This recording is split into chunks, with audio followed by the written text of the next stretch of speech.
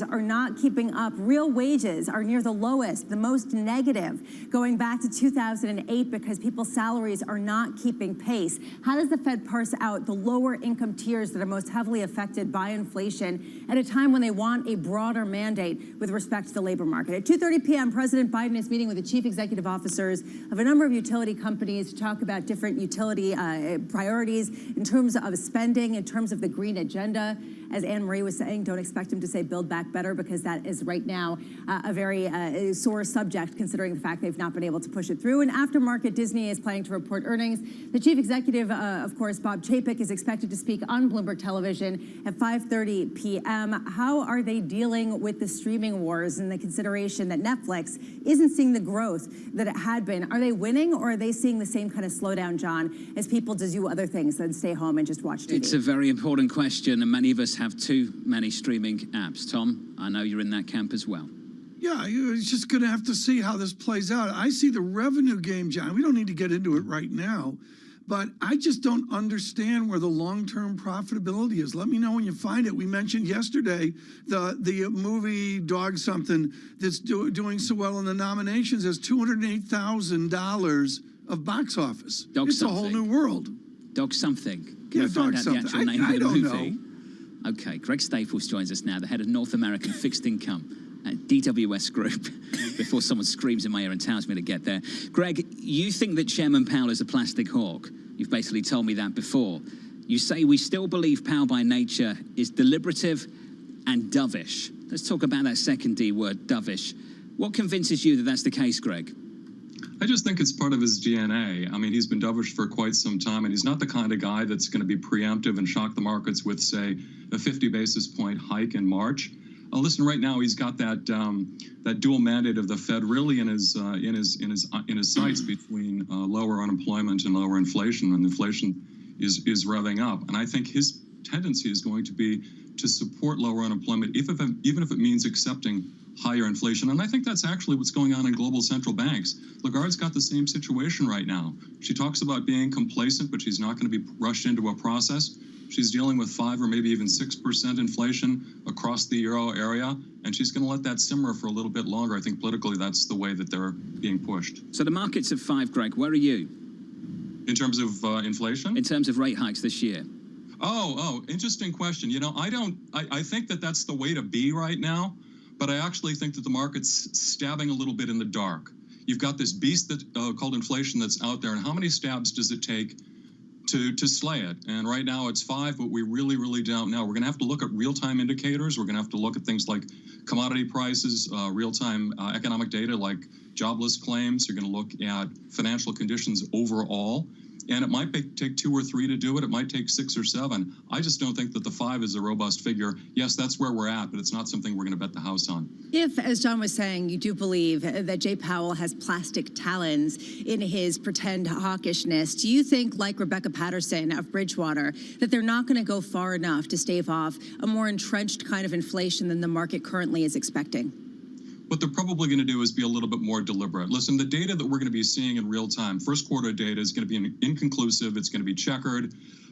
Friday's jobs print notwithstanding, and you're seeing a lot of revisions in jobs print. So again, that's a number that's going to be in pencil and can be erased.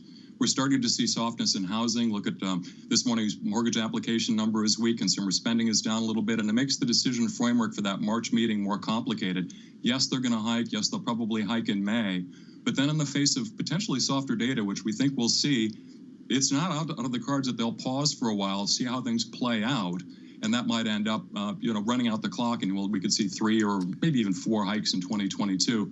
But it's going to be very much data dependent, very hard to lock it in right now. Given that, Greg, do you think that we're going to see less curve flattening, less of a risk of a curve inversion than many people expect because of this hesitation from the Fed? We're very much a believer in that for 2 reasons. One is, I don't think we're going back to the 2% pre-COVID inflation environment. I think that was something that was through the teens and is not going to be the way the market works through the 2020s. We're going to be accepting of inflation perhaps at 2.5%, 3%, And this is really a fundamental as the labor force gets a little bit more assertive in terms of their demands as to what they're going to accept in terms of wages. I think U.S. manufacturers and importers are going to demand more robust supply chains at the expense of the lower cost supply chains. And all of that, I think, leads to a higher core inflation. Moreover, I think the Fed has indicated that they'd like to see a steeper yield curve as well. I think that they think that that gives them more policy flexibility, and it allows the financial system to be more robust. I point to Esther George's speech that she made in I think the Economic Club of Indiana just 2 weeks ago, where she laid it out very, very clearly. And for us, that means that after probably the March hike, we look at a re-steepening of the yield curve. That's the way the Fed wants it to go.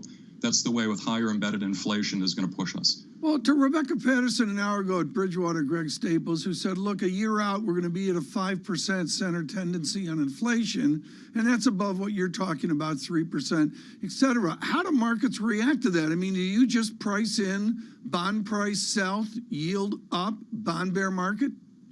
Well, what we're actually doing is we're believing that, for example, in the TIPS market, that inflation compensation that you're getting that's embedded in the TIPS market is still something you can take advantage of.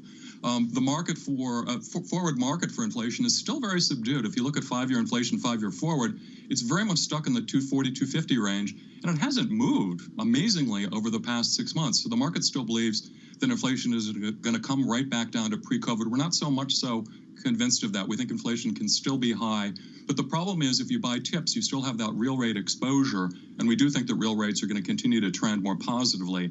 It's a nuanced trade, but the way we're playing that is buying the TIPS market, but actually hedging out some of that real rate through the nominal future treasuries market. Greg Staples, got to leave it there, sir. Thank you.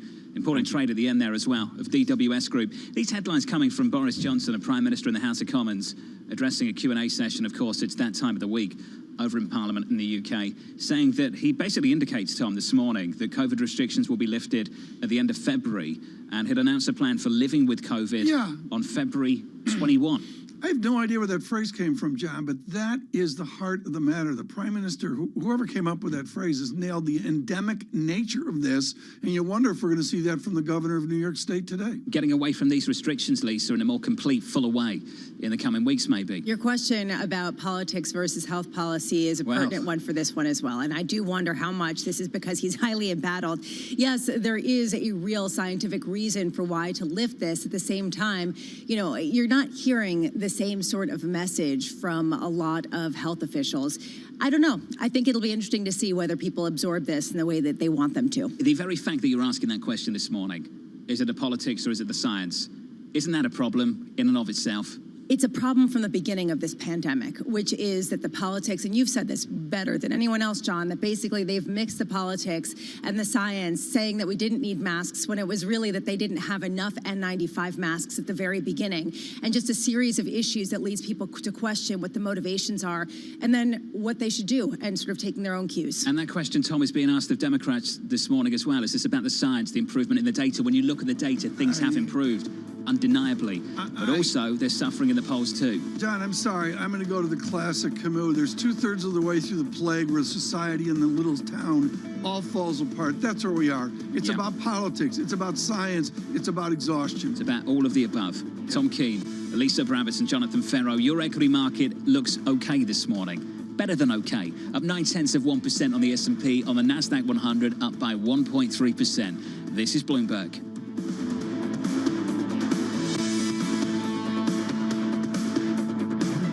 With the First Word News, I'm Rishika Gupta. The U.S. Congress is split over imposing sanctions on Russia. Senate Republican leader Mitch McConnell is skeptical whether sanctions would sway Vladimir Putin's decisions on Ukraine. McConnell says the Nord Stream 2 pipeline should be blocked now and that President Biden already has the authority to enact sanctions. Russia has denied it has any plans to attack Ukraine. Hong Kong reported a record of more than 1,100 new coronavirus cases today. Many were linked to family gatherings during the Lunar New Year. Emergency services are said to be overwhelmed. Meanwhile, here in New York, the state reportedly will drop its stringent indoor mask mandate. That's according to the New York Times. The mandate requires businesses to ask customers for proof of full vaccination or require mask wearing. Protesters blocking traffic between Canada and Detroit are further stretching an auto supply chain that's already worn thin. Automakers indicate there's been little impact so far, but the situation could get worse within days. The demonstrators are showing their opposition to those vaccine rules. And media mogul Byron Allen is preparing an offer that would make him the first black majority owner of a National Football League team. Allen says he'll be making a bid for the Denver Broncos. Bloomberg's learned that the investor group led by Allen could pay as much as $4 billion for the team. Global news 24 hours a day on air and on Bloomberg Quick Take, powered by more than 2,700 journalists and analysts in more than 120 countries. I'm Ritika Gupta. This is Bloomberg.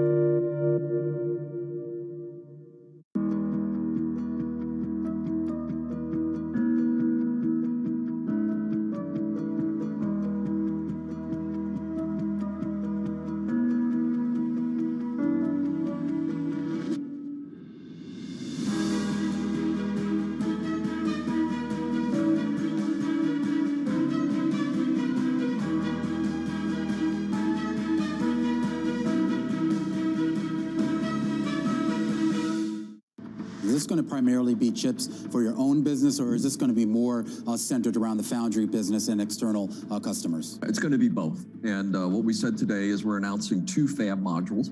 It's a large location, 1,000 acres, because I'd hope to build out a full 8 fabs or more on this location. And, you know, if we do that full project, it would be $100 billion over the course of the decade or so. So a massive project, initially 3,000 jobs, 7,000 construction workers, supply chain, et cetera. I mean, this is just fabulous. And the products will be our most leading edge chips. So as we said, this will be the angstrom era when we're going to 2 nanometers and below into the angstrom era. So it'll be the most advanced chips, potentially the largest manufacturing location in the world. We'll use its output for our internal products, but also for those of the foundry customers as well. So it's going to cover both.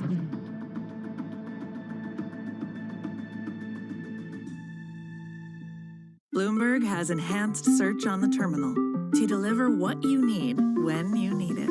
Now, you can simply type phrases in everyday English in the command line. Compare financials. Find people. Analyze markets. You can enter phrases or ask questions.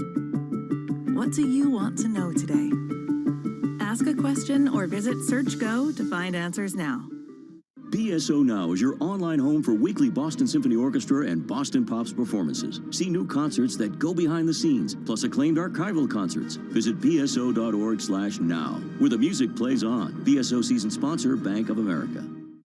Earnings season continues. This is record revenue. Not since the 1980s have we seen these sorts of reversals. Strong earnings put investors' Fed fears behind them for now. Bloomberg breaks the numbers first. A big beat for Apple. Caterpillar earnings. Got McDonald's earnings. An expert analysis you won't get anywhere else. The fundamental story is really solid. The supply chain shortage is still very much real. It's really kind of a balancing act. You run the risk of not holding the stock that makes its peers obsolete. Bloomberg Television and Radio. The fastest numbers and analysis you trust.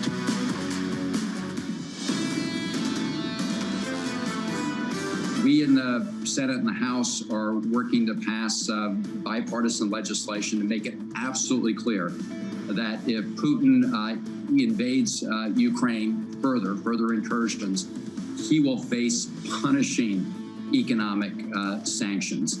A united front down in Washington, D.C. That was Senator Chris Van Hollen, the Democrat from Maryland. From New York City this morning, good morning. Tom Keene, Lisa Bramvitz and Jonathan Ferro. Your equity market up 0.9% on the S&P, on the NASDAQ up by 1.3%. Yields come in 4 basis points on 10s, 192.34, and crude backs away as well, down 0.4% to 88.97. The euro, Tom, just a little stronger. BTP yields coming in too. Euro dollar 114.40, positive 0.2%. Not much information, John, from 2-10 spreads or the real yield as well. Churning, I'm going to call it, before tomorrow's inflation report. Right now, Anne-Marie Horton in Washington, and joining us from Brussels, Maria Tadeo. Maria, 7:19 a.m. Wall Street time. Macron seems distant. Translate, or rather brief us on Macron and Putin, all of that meeting, how it folds into French domestic politics. Who at home was Macron playing to as he met with Vladimir Putin? Well, I don't think he's actually trying to speak to his domestic audience. He knows very well there's an election coming up in 2 months, but he knows that this is not going to change the debate in France for the average French person. This was really about what he thinks is giving Europe a voice. Has been very clear. If we don't speak for ourselves, someone else will. And that was the whole point of this meeting. There's 2 things that I think are very important to highlight here, Tom. One, of course, has to do with the language. As you say, there has been a lot of lost in translation over the past 24 hours, particularly when it comes to Finland. Did Emmanuel Macron suggest that Ukraine should be like Finland? He said he never did, and it's very important because if you do, that means that essentially the NATO membership is out. The other point, just very briefly, is 6 hours. What did he get on paper? The French say nothing on paper, but they point to this line: ni escalade, ni dégradation. That means there's no escalation, there's no degradation in the situation, and for the time being, that is good enough. I'm pleased you translated that for Tom. Yeah, just in case he tried to repeat that a little bit later. Maria, thank you. Poutine, why poutine constantly, Tom? What's that about? That's the French way they say it. Okay, thanks for that. MH, let's get back on the rails. Next steps for this president, what are they, and how united is that front in Washington? Well, we're waiting on the sanctions package, and while there was this sense of urgency to get something quickly across the finish line, it's starting to fade because they are still hammering out the final points, and one of them has to do with Nord Stream 2. And Senator McConnell yesterday said it isn't going to be a sanctions package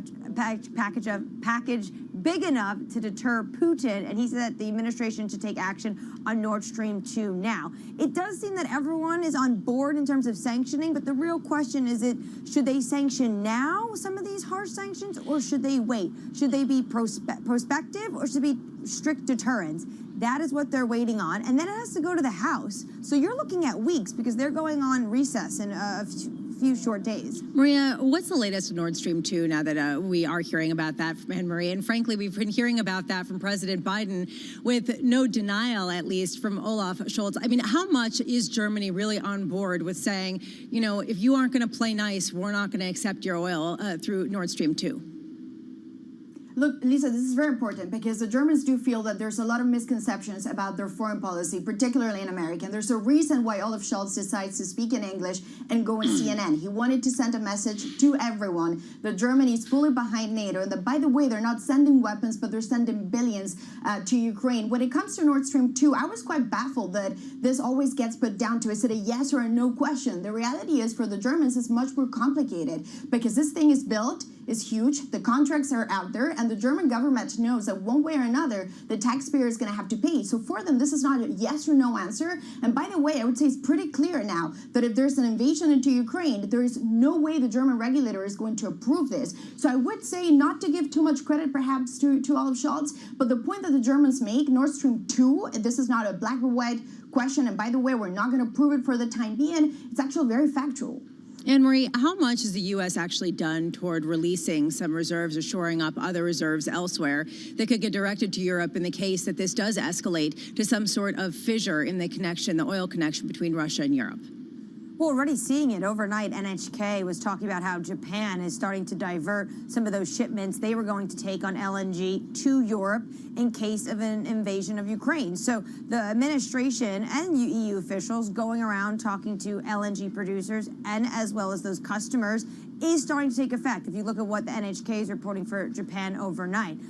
When it comes to Maria's point on Nord Stream 2, I will say in Washington, it's definitely more, when you talk to senators, a black and white issue. They think either you sanction it or you don't. But we should note that before Olaf Scholz came in, this administration struck a deal with the Chancellor Merkel on her final visit to Washington, basically saying we're going to allow the pipeline, but if there is further invasion of Ukraine, then oil and gas from Russia is on the table. Anne-Marie, down in D.C. alongside Maria in Brussels, to you both. Thank you very much. Tom, I thought poutine was a dish. It is. Made with French fries. I have no idea. That Luke Cow would have for breakfast. I don't Correct. know. One of Isn't our it a best Canadian people, dish? John, one of our best people, Eliza Martinuzzi, now in investigations out of changing London. topics. She emails in Really? and she says, Tom, lose the French. I thought she was Italian. Yeah, but it doesn't matter. She speaks like 8 languages. Okay. You know, So she's like fed up authoritative. of the French, the Danish. Just move on from Yeah. foreign languages, Tom. You know, I'll do, I don't know, Greek next. Let's not move on from this market. At 1.2% on the Nasdaq. Lisa on the S&P up 0.9%. Yields yesterday very close to that 2% line in the sand, close to 197, backing away, down 4 basis points today, 192.34. And honestly, I think that we really have not emphasized quite enough the shift in tone that we're hearing from Rebecca Patterson, saying that the Fed will not move quickly enough to stave off inflation. And inflation is going to be much higher in the longer term. John, this is the debate. And right now, markets have weighed in, not on the transitory, but kind of on the transitory side, basically saying it's going to fade and either growth is going to slow enough or we're going to go back to a real rate of growth where we're going to see sub 2% Treasury yields. Are they right? I mean, this is really the issue. Don't know. Look, but that view doesn't strike me as a contrarian one. I hear that from so many people, don't you? They look at market price and you tell them 5. You tell them Bank of America, Ethan Harris is at 7, and they go, no chance. Oh, right. You can't deliver that. That's not going to happen. Yeah, that's what they say. And honestly, people do not believe that you're seeing entrenched inflation. Right. Can I bring it over to the real world, which is what Patterson said about high nominal GDP, which will maintain demand, and corporations will somehow survive and move forward into the bull case that we, bulls and bears and all that, to the bull case. You know what? Earnings may actually be okay. But Tom, that's a description of 2021. Will that be a description of 2022? Patterson led with that. She said nominal GDP is going to be there. Tom Keene, Lisa Brambitts and Jonathan Ferro. Futures looking good, up 0.8% on the S&P, on the Nasdaq up 1.2%. Up next, we'll catch up with the GlaxoSmithKline CEO, Emma Wormsley. Looking forward to doing that next. This is Bloomberg.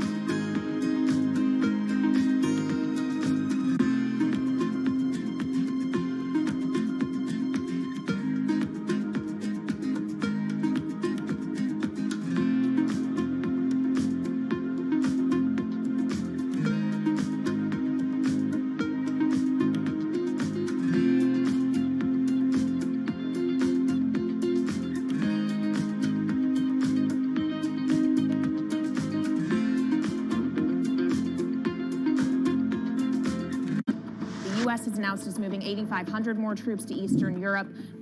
If they're not being deployed to Ukraine specifically, why is that so important, and does that risk further provoking Russia? Well, there's two things going on. So what the United States recently announced is that we are going to put 8,500 troops that are part of the NATO response force on high alert. That means they'll be ready to deploy on a moment's notice should we need those forces anywhere in Europe to protect NATO territory. In addition, the United States is also looking at possible additional moves that they might make to move U.S. force posture into Central and Eastern Europe. The reason we're looking at that is because a lot of the members in that neighborhood in Central and Eastern Europe feel concerned. And so we are looking at what measures we might take in the name of reassurance and deterrence.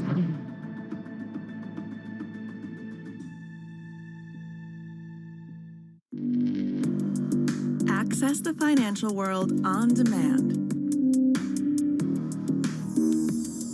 Hear from leading economists, policymakers, and industry experts via live and on-demand webinars, only from Bloomberg.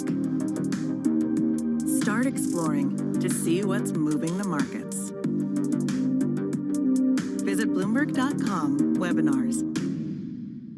Stocked early enough all these precious materials you were just mentioning, and we were on the lucky side that our prognosis was spot on in a way, forecasting what kind of material we would need and what quantity we would need.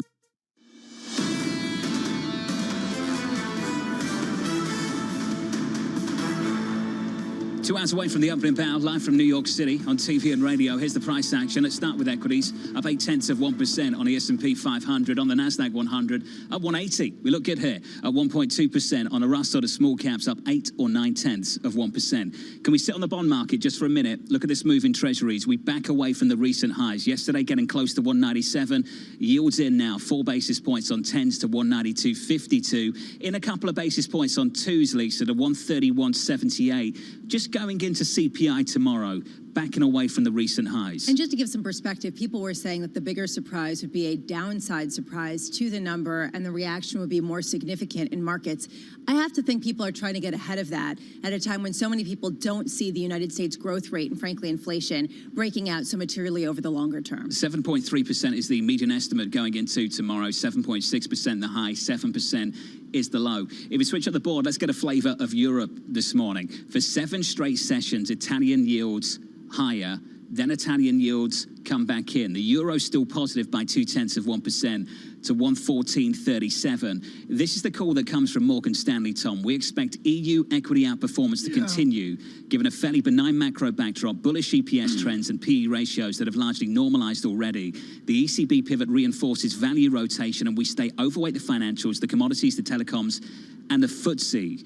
Tom, that call on the banks in Europe, just unlocking a positive yield, can that actually happen at some point in the next 12 months? Let's mark this second week of February. This is the zeitgeist that we should move money abroad. And John, it'll be fascinating to see in October or early into next year, was that the right call? The bank's doing well in Europe again this morning, up by about 0.1%, but on the year, up by 13.62%.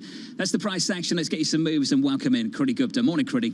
Yeah, good morning, John. Let's talk about those earnings stories because they are coming in hot and heavy. CVS, top of the leaderboard here, or where you talk about CVS actually down, under pressure. They actually beat their earnings, so why is the stock lower? Well, a lot of this has to do with their cash flow. This is going to be a key metric to look at when we're talking about earnings. They actually slashed their cash flow outlook. They're also dealing with a $1.4 billion charge when it comes to store-related closures. Those vaccine traffic that they got, not offsetting what's coming for that company. Lyft, another downside story here.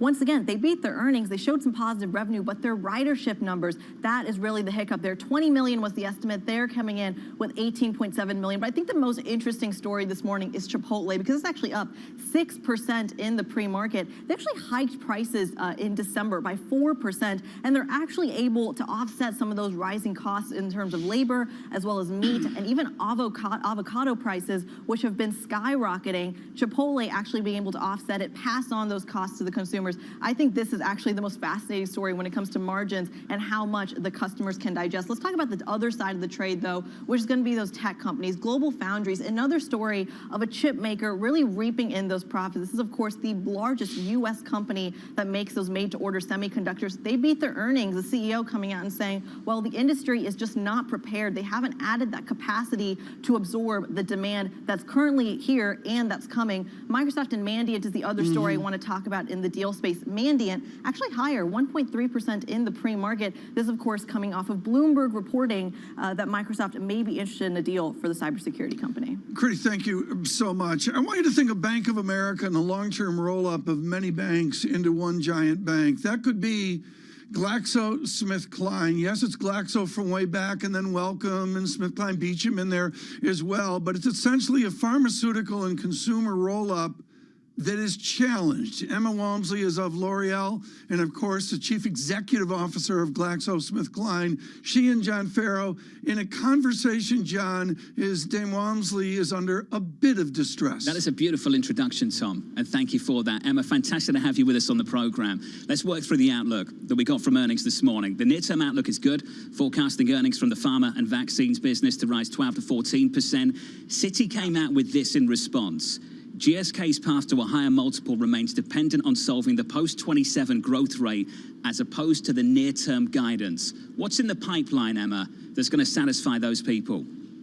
Well, first of all, John, thank you for having me. Absolutely delighted to be here today off the back of announcing strong performance for 2021, an excellent quarter, and really showing momentum across the business as we're building into this landmark year in 2022, when, as you know, we are separating into two exciting growth-oriented companies, and delighted to be guiding, as you said, for this year for new GSK Biopharma with a 5 to 7 top line growth rate and 12 to 14 in terms of operating margin growth, and that excludes any contribution from COVID solutions. It's also the first year of the 5-year outlook we've given of growing at more than 5 and more than 10%, which is really a step change in delivery for GSK. And at the heart of that is the progress in innovation. When you look back at 2021, we actually grew our new and specialty products by 26%. That's very important momentum. We look forward and see in vaccines, obviously adult vaccination hit by the prioritization of COVID vaccines, but we see Shingrix, a very sizable product for us, doubling by 2026. And I'll come back to consumer later, but across our total R&D pipeline, we have 64 assets, 22 of them are in pivotal stages and 7 with big milestones in RSV, in rheumatoid arthritis, in oncology, and in hepatitis B. So lots to come. I have to say, reading the transcript from a recent healthcare conference over at JP Morgan and your presentation, when it went to oncology, I found it depressing, Emma. Depressing how neglected that area of healthcare has been over the last 2-3 years. Just fixing that, Emma, as Omicron fades, how much of a tailwind is that going to be for you? Well, oncology is one of the areas of specialty medicine that GSK has reinvested in. Remember, one of the most important strategic shifts we've been driving is towards vaccines and specialty medicines. GSK got out of oncology completely, and then over the last 4 years, with new talent, some business development moves, and homegrown assets as well, we've shown really good growth in oncology and an exciting emerging pipeline too. The tragedy has been over the last 2 years, as you say, actually diagnosis and surgery rates are down a lot. I think in ovarian cancer, I'll give you that example, where we have a tremendous medicine for women facing into a really difficult cancer. Diagnosis and surgery rates are down 20%. So we're all hoping that as the pandemic moves into an endemic stage, we're going to see further growth fueled through that, and mainly, real impact for patients. We hope we can fix some of that, because that needs to happen soon and quickly. Emma, you mentioned spinning off the business, splitting in two. Let's talk about how you're going to do that. You've got a plan. You've had a plan. Unilever's got other plans. Have you spoken to the CEO about their bid? Have you spoken directly with him?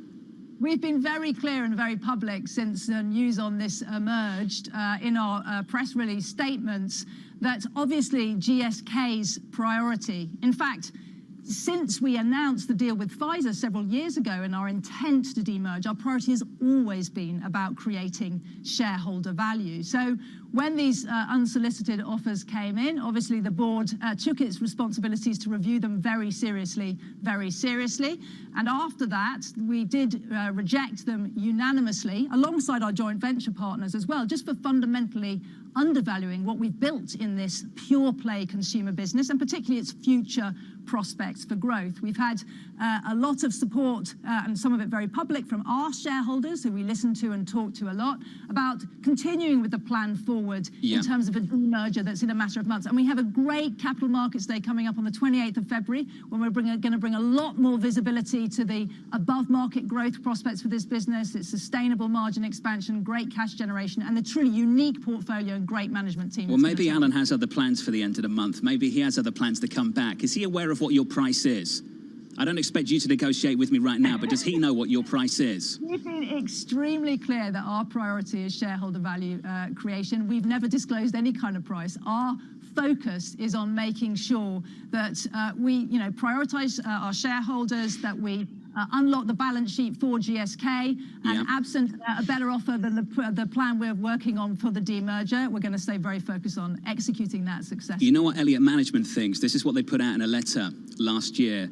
I'm going to allow you to respond to that, Emma, in just a moment. This was the quote from last July. This is a firm with, quote, a poor record of operational execution and value creation, leading to skepticism about the company's future and underappreciation of its true potential. For some people, Emma, you are a CEO under pressure at the moment. It's almost 5 years at the top, 5 years which have delivered negative returns for the stock. How are you going to keep people like Elliott Management happy? Well, we are very focused on listening and to our shareholders and talking to them. I was brought in to address perennial underperformance for this company, and over the last 4 years we've been addressing in a comprehensive way a wholesale transformation of reprioritizing investment in R&D and strengthening the pipeline. That we've definitely seen now, with 22 assets in our pipeline in pivotal stage readouts.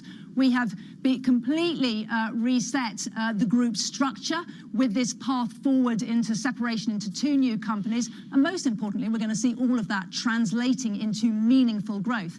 And we're incredibly excited that this year is going to be the first year of that delivery of more than 5% top line growth and more than double-digit bottom line growth, whilst allowing for continued investment in and prioritizing of the pipeline, with a great leadership team that's completely committed to delivery for that. So Emma, we're relishing this work. I look forward to seeing that step-up performance materialize and catching up with you soon. Thank you for being with us. Emma Wormsley there, the CEO of GlaxoSmithKline. Tom Keene, always a CEO under pressure. But under pressure, whenever you take over a pharma company like this, TK, as you know, you're inheriting someone else's pipeline. It takes a long, long time to rejig the business. That's happened now. Now it's about results, Tom. Now it's about results. This struggle of pharmaceuticals and consumer goods is timeless. We saw it in the Merck conversation the other day. Glaxo has been clumsy from the get-go with the many mergers, and you wish them the best of luck into 2023. This is the year you hope it gets fixed. The futures on the S&P up 0.8%. From New York City with Tom Keene, Lisa Abramovitz and Jonathan Ferro. For our audience worldwide on TV and radio, this is Bloomberg. With the First Word News, I'm Rishika Gupta. A New York judge has granted bail for 2 people charged with trying to launder billions of dollars worth of Bitcoin. The cryptocurrency was stolen in a 2016 hack of the Bitfinex currency exchange. Ilya Lichtenstein and Heather Morgan were arrested yesterday. The government says it seized about $3.6 billion of cryptocurrency from the couple. China came up more than 1/3 short of its purchase commitments for goods in the trade deal with the U.S. That agreement was reached during the Trump administration. Bloomberg analyzed U.S. government data and found that China bought 63% of the extra goods it had promised as part of $200 billion in purchases. The Biden administration has said it would hold China accountable. And in the UK, Prime Minister Boris Johnson is trying to shore up support within the Conservative Party. Johnson has put Jacob Rees-Mogg in charge of delivering the benefits of Brexit. It was part of a mini shuffle of ministers in an attempt by Johnson to ride out the political storm from what's been a series of scandals. Global news 24 hours a day on air and on Bloomberg Quick Take, powered by more than 2,700 journalists and analysts in more than 120 countries. I'm Ritika Gupta. This is Bloomberg.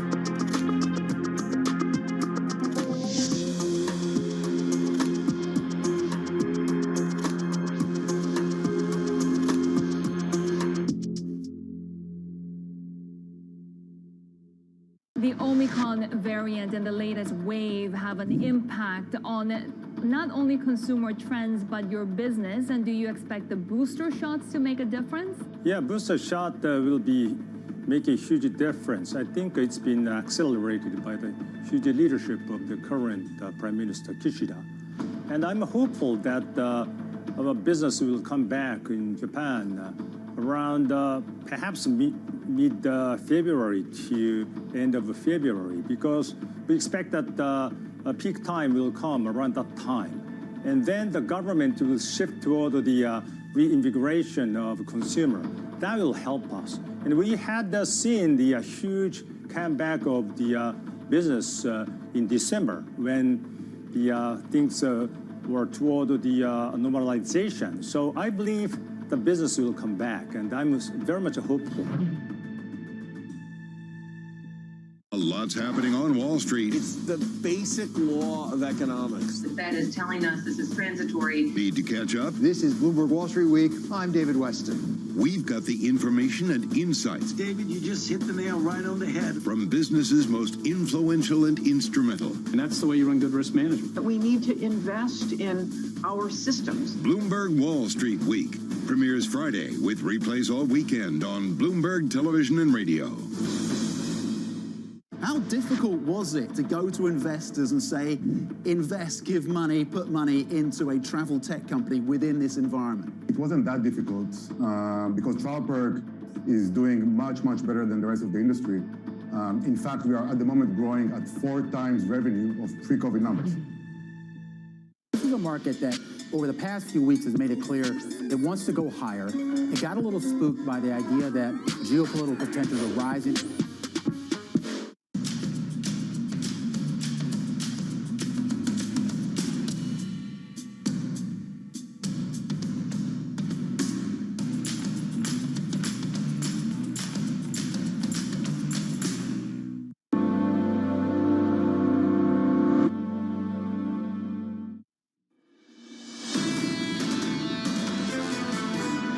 there's this ingrained doubt that the market can take any hikes at all. And I think that's a debate that's still out there, and that has not been changing just because we have been pricing in aggressive Fed tightening. We still have low terminal rate. And is there a lot of good academic work on what the terminal rate really is? No. Jens Nordvik, the Exante Data founder and CEO from New York City with Tom Keene. Lisa Abramowitz and Jonathan Ferro, your equity market up 1.25% on the NASDAQ. On the S&P, looking good, up 0.9%. Yields backing away from recent highs as well, down 3 basis points on 10s to 192.88. I'm taking some stick. I shouldn't have a go at Tom for his French when I'm struggling with my American. But? Maryland? Yeah. Not Maryland. Oh, yeah, you think that that's poutine or whatever that was? Have I corrected that? Yes. To the people of Maryland. Lind? I've done that right now, Tom? You're proud of that? Charming. Okay, thank It's you. like when I call the Spurs the tots, they take on I something. have a lot of respect for where I live, and I just want to make sure things are right, Tom. Okay. Okay? It's very good. Carry on, sir. Can I go on? Of Okay, course. fine. We're here with a market lift, folks. And, of course, we look at the majors. We look at, of course, the big stocks, some of the little stocks, and we look at the greater of equities, bonds, currencies, commodities. We ignore EM, and we do that at our peril, given these central bank instabilities. Sassauer is here to brief. Damian Sassauer, Chief Emerging Market Strategist at Bloomberg Intelligence. Is Jerome Powell, Mr. Bailey, Madame Lagarde, are they central bankers to the EM world? They're starting to look like it, aren't they, Tom? I mean, the markets are definitely reacting to what's going on with the ECB. How did Indonesia react to Christine Lagarde? Well, Indonesia is not reacting. I mean, Indonesia is not raising rates. And in fact, they're supposed to, I think they announced tonight, maybe tomorrow. Yeah, no, Indonesia's tomorrow. Their central banks can announce on rates. They're going to be unchanged. So look, I mean, you know, the big moves this week are going to be Mexico and Russia. Mexico's going to move 50 on Thursday. You're going to see Russia probably move another 100 basis points. So you still see central banks tightening in emerging markets, but they're so far ahead of the curve at this point. And many of these curves are actually flat and some even inverted.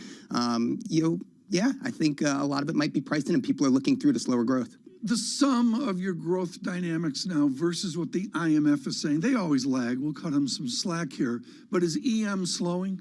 Yeah, no, I mean, there's no question. I mean, growth is slowing in emerging Even markets. with commodity boom. Well, that's a great point. There are certain pockets of the okay market. there? You did okay. I mean, look, the Brazilian, look, here's the thing. Everyone is saying, you know, like, central banks are raising rates in emerging markets. You know, I mean, you would expect currencies to rally. We're late cycle. You look at Brazil, the Brazilian stock market in dollar terms is up nearly 13% year to date. You look at other commodity producers like Nigeria, you're seeing much the same thing.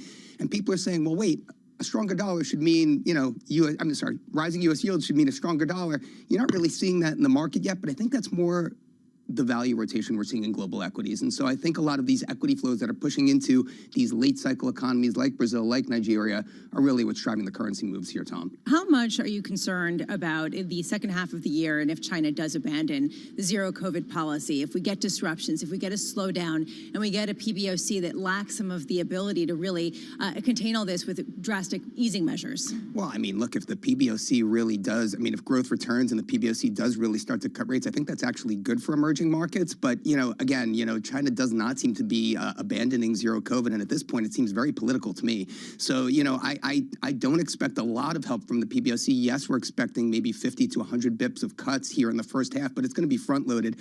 I think it's going to be the fiscal side. I think it's going to be total social financing, which you really have to keep an eye on. And within there, you have to look at small and medium-sized households and the lending to those households, because that's a reflection of the mortgage market in China, which, as we know, is in utter disarray, Lisa. And a lot of investors who we speak to say that they are investing in China right now because they're going in the other direction. They're easing while everybody else is tightening. Is it just China, or are there other regions in that area that also will benefit from an easing cycle amid the tightening of the rest of the world? I mean, yes, absolutely. I mean, we look at the Philippines, we look at Indonesia, India, but, you know, let's take a step back here. You know, people are investing in China now. China's had a great run, certainly on the fixed income side, and it's all because of the yuan and the fact that the yuan is appreciated relative to the dollar. You know, Jonathan and I were just talking about this the other day. If you look at the spread between U.S. and China 3-year yields, it was 300 basis points in November, Lisa. It's now 68 basis points, okay? Dollar yuan tracks those, you know, China-U.S. yield spread differentials as you were. I mean, very closely, right? Because that's your embedded carry and moving your money offshore into a place like China. That's compressed significantly. So I don't really see China being the play, simply because I see, you know, tougher times ahead for the yuan here. Damien, can you track the plunge protection team for us and talk to me about how significant that is, because typically when state-backed funds come into the market, we report on that. You get a ton of snark in response to it. You think there's some signal there? Can you walk me through it? Yeah, sure. So, I mean, look, the plunge protection team came into the Chinese market on Monday. We all know this. You know, they were buying energy, utilities, financials. I think when you look at the plunge protection team, Jonathan, it's what are they buying and what aren't they buying to support the market. I'll tell you what they're not buying. They're not buying technology. They're not buying BABA. They're not buying JD.com. They're not buying EdTech. And, you know, that tells you a lot. But look, I think they, you know, that's part of China policy now. As a China watcher, you need to be prepared that when the equity market is off 2.4% intraday, it's in a bear market territory. Yeah, you kind of expect the national team to kind of come in and sort of smooth performance. Can I ask a dumb question? Sure. You mentioned Nigeria earlier. I looked at the MSCI Nigerian ETF. I believe it's an equity ETF. And basically the thing has cratered over the last 8 or 9 years. No shock, the Nigerian currency, NGN, has cratered as well. How does a mere mortal make any money in your world? Oh, my goodness. You're going to talk about the Nigerian Naira, which, by the way, I know very well. I mean, I've been to Lagos. I've been to Port Harcourt. Why do I know this? Yeah, no, I mean, I'm a Nigerian savant. So, I mean, look, for me, the deal with Nigeria is when you invest in Nigeria, it is so cumbersome. You know, you have to get your capital import taxed on the way in so that you don't get hit with 25% on the way out. It's very, very, very difficult to move money in and out of Nigeria because, you know, the currency is not very liquid. So the NGX, I mean, look, it's the Nigerian all-share. It's not the MSCI Nigeria. It's kind of like the Dow S&P thing that you have going on with Jonathan and Lisa. But the Nigerian all-share is up 13% year to date. That's just a paper gain as it is. You know, it doesn't really say all that much, and it's not really that investable. But yes, from a frontier market perspective, there's a lot of investors that have money parked there. Maybe they can't get it out as easy. Maybe it's more of a long-term play, but that's kind of the way that emerging market practitioners like to view it. Damien knows so much about so many things, Tom, in so many places. Damien Sassa. Probably speaks Danish. If you've got a call on Sunday, He's a Nigerian can we talk about Sunday? Is that okay? Yeah, no, I mean, we've got a money call for Sunday. You know, it's only Wednesday. The alternative asset class. Yeah, right. It's my alternative asset class. I mean, I like the Rams. I mean, look, a lot of people, defense wins championships. I think the Rams have a much better defense. I mean, Burrow's been sacked, 51 times this year? I mean, that's more than any other quarterback in the NFL. I think Aaron Donald's going to be all over him. And look, they're playing at home. I mean, a lot of people don't talk about this. The Rams are playing at home. They're playing in SoFi. So you've got Snoop Dogg there. You've got Eminem. You've got Mary J. Blige. You know, I mean, I think, I like the Rams. Snoop Dogg's the wide receiver for the Rams, Tom. Snoop Dogg is with the Rams? Going to make a massive difference. Just trying out for the tots. Damien, thank you. Damien Sassa, ahead of Should Sunday. I mortgage the house on this, Damien? TK, I suggest you should not mortgage the house on anything. No? No. I mean, Bloomberg's got a great betting story out. NFL embraces fast-growing pool of 100 million bettors dumber than Sassour. Should I mortgage the house on this? Can we talk about the prop bets? I mean, there's some prop bets. I mean, this is what it's all about. It's not about the game. It's not about the 4-point spread between them. It's about the prop bets. Does he realize we Joe Burrow, fade Joe Burrow, 277 yards passing? This is all he wants to talk about. I know. It's sport is and money. Snoop Dogg on the offense or the defense of the Rams? Wide receiver, Tom, for the Rams. I told you that. Sorry, missed Big name player, tons of speed, lots of strength. I was looking at Maryland. From New York. This is Bloomberg.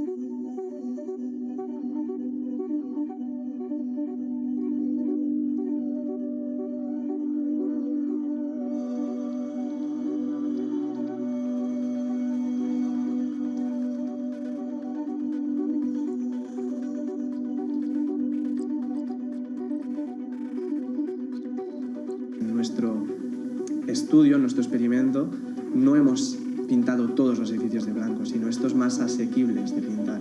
Y ya hemos detectado reducciones medias en el área metropolitana de 0,8 grados aproximadamente en un periodo de ola de calor y con picos máximos de 4 grados de disminución en un momento puntual del día, en una zona puntual del día.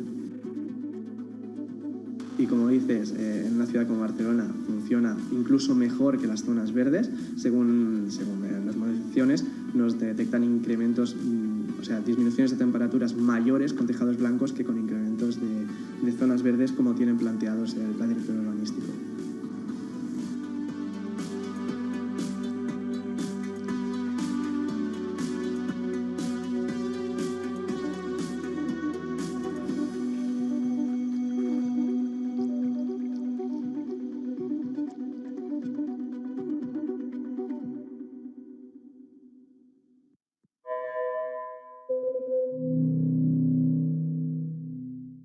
Front Row, exclusive interviews with the most influential figures in finance. Lloyd Blankfein. Deflation is a terrible thing. Inflation you could tolerate. Kathy Wood. Tesla will be in the pole position to dominate. Jeremy Grantham. We've had a very, very abnormal honeymoon Goldilocks period. First available on the Bloomberg Terminal, then on Bloomberg Television and Bloomberg.com. Front Row, the best seats in the house for business's greatest minds. From New York City. We're in London, in Sydney, in San Francisco. 9 a.m. in Beijing and Shanghai. Good morning, everyone. Have a great evening. So recap the headlines. You do not want to miss this story. How are you thinking about those dynamics? I think that it's hard to put your head around any narrative. Let's just be honest. We've had sort of a shift in, are we in some sort of stagflation fears moment? People were talking about that all day yesterday.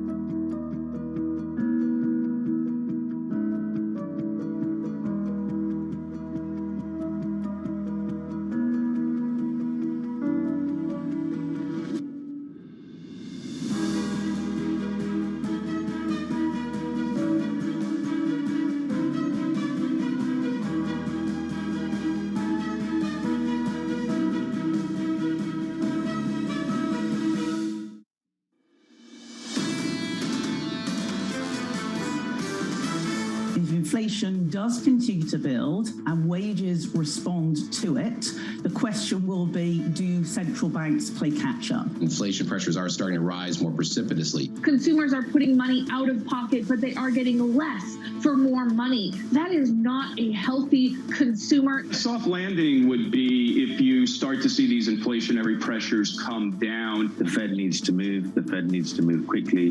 This is Bloomberg Surveillance with Tom Keene, Jonathan Farrow, and Lisa Abramowitz. Good morning, everyone. Jonathan Farrow, Lisa Abramowitz, and Tom Keene on radio, on television, 24 hours to the CPI report. John, the jumble here, one day away from the inflation report, it is unusual. I'll run through the numbers, Tom. The estimate 7.2, the high 7.6, the low 7, and I agree with you.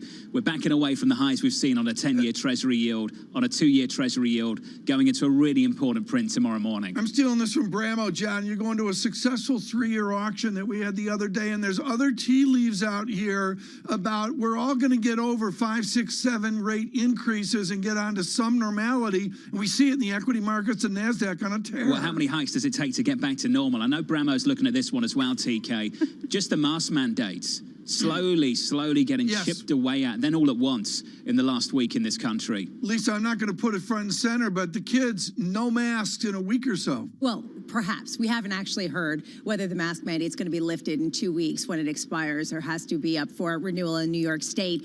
We are, though, looking at the post-pandemic economy. And is it marked by a new kind of growth in inflation, or are we back to the new normal? And frankly, it seems like the market right now is betting on the new normal that looks a lot like the old. And we're going to stop the show here for one headline an hour ago, John, and I thought it was, I don't know who made it up for the Prime Minister, living with COVID. Yeah. John, that's what we're going to do. It's something the Prime Minister's been pushing for the last number of months, Tom, and hopefully they'll come up with a plan before the end of the month. At least that's the direction of travel from this Prime Minister. Sweden doing the same, Tom. Poland talking about the same thing this morning. But even Australia is opening back up to tourists, double vaccinated, TK. That's the direction of travel. But China and Hong Kong are not playing ball. They're doing something very, very different. So when we think about the global economy and supply chains, Tom, you cannot forget that China is still doing the 21 story, the 2020 effort. Let's do the data here, John. I'm going to just go to the equity lift here. I don't have a 19 VIX, but 2, 3, 4 days in a row. John, we moved sprightly through 21, 20 VIX. We're on the edge of a 19 VIX. Yields come down with it. We're down 3 basis points on 10s to 193. On 2s, down a couple of basis points to 133. Let's round it down to 132. We're backing away from the recent highs, but tomorrow, TK, is the big one. Do we get a bigger reaction to an upside surprise or a bigger reaction to a downside surprise? How much do things change with a 6 in front of inflation after people were just getting comfortable with 7? And that's what we'll look at. Rebecca Patterson of Bridgewater on earlier modeling out 5% inflation out a year. Right now, our math conversation for the day, we do that with Amy Silverman, really quite good in the derivatives and the dynamics of the market at the Royal Bank of Canada, RBC. Amy, thank you so much for joining this morning. I want to cut to the chase, which is you go cross-asset in your derivative analysis and look at equity presentation against optionality in the credit market. Explain that in English. Sure. Look, it always makes options people a little nervous when you see a flurry of credit hedging. So people buying downside protection in HYG, the high yield bond proxy ETF, TLT, LQT. We've seen a lot of that, Tom, a lot. And even though we're getting that VIX number, as you said, kind of going back to sub 20 levels, that dynamic between the cross-asset credit hedging not abating is a bit of a divergence from what we're seeing in equities right now. Amy, something's going on at the single name level as well. Facebook just having a massive monster move on a single day. That surprised a lot of people. But you take some signal from what happened with Facebook about the consumer at the lower end of the wage spectrum, the lower end of wealth in the United States of America. And I'd throw in small business confidence as well. You've got the median numbers, the average, and you've got the top end numbers, which seem to blur the average. And Amy, there's something going on at the lower end that I think we've got to pay attention to. What are you looking at? Yeah, we've been quite fixated on this because, something our economist Tom Porcelli has highlighted is, that bottom quintile of folks are now at a point where their liquid assets are at, lower than pre-pandemic levels. And whether or not that bleed through has really been priced into options. The short answer there, John, is it hasn't. So like an Ollie or a dollar store, Dollar Tree, Dollar General, the Walmart, Yum, all these cohorts where it's very leveraged to that low end consumer. You're not seeing that concern yet weighted in the options pricing. And the second thing I'll say is this earnings season, options have really paid off. So even with those high VIX numbers, going into Facebook, going into PayPal, going to all these earnings, options were probably implying, relatively average implied moves, and we beat them by 2 or 3 times across the board. That's very unusual, and we think that continues in particular for these names leverage that low-end consumer. Well, what are you seeing then, Amy Silverman, that's going against the common narrative that the lower income individuals are actually doing better? They're seeing disproportionate wage increases, and they still have a lot of cash left over from the fiscal impulse last year. Yeah, I think what is interesting is some of the read-through that we've gotten from the recent reports would say that's not necessarily true. And you're also starting to see other companies who have yet to report, like I mentioned, like that Ollie's, where, that weakness is. So I'll give you an example. Ollie normalized skews, that demand for hedging number this past weekend was trading at average, and now today has spiked to an all-time high. So that's that downside skew number. So, earlier this week and even last week, we were not seeing that start to be priced in, but now the options market is starting to flag that concern to the downside. And these, again, are all the names where they're in particular more leveraged to that low-end consumer than they would be to kind of your middle income or higher-end consumer. This is a specific idiosyncratic trade targeting the likes of Walmart and Dollar General, as you were saying, companies that are leveraged to these consumers. However, is there a broader read-through to the other equity parts that perhaps have seemed invulnerable so far? Yeah, so, I think like that always goes back, Lisa, to how the meat is made. So if you're looking at a broader read-through to Qs, that's going to be more tech heavy, whereas your IWMs, are less so. And you have seen the performance diverge there. But I will tell you overall on a ETF index level, option prices have still been, relatively okay. They have not shown that concern, even though we've seen a lot of demand for downside coming into the credit ETFs. And, what we did is we ran basically, a cycle of what happens to S&P versus something like high yield during different rate cycles. And they remain highly correlated. So that we're talking 80+% correlation in different rate cycles, which tells me, one way or the other, someone is wrong. It's either the S&P or the IWM or Qs, or it's going to be those credit bond proxy ETFs. So, Amy, just in terms of HYG at the moment, the Junk Bond ETF, how would you play that at the moment? Yeah, so, look, something really simple is just to own HYG puts. And the reason I say that, even though we've seen that, lift up in demand, is if you kind of pull HYG back to its full history, which includes the 2015 to 2017 rate hike, your skew levels are still in their bottom quartile, even though they look expensive now if you just look at it on a pandemic basis.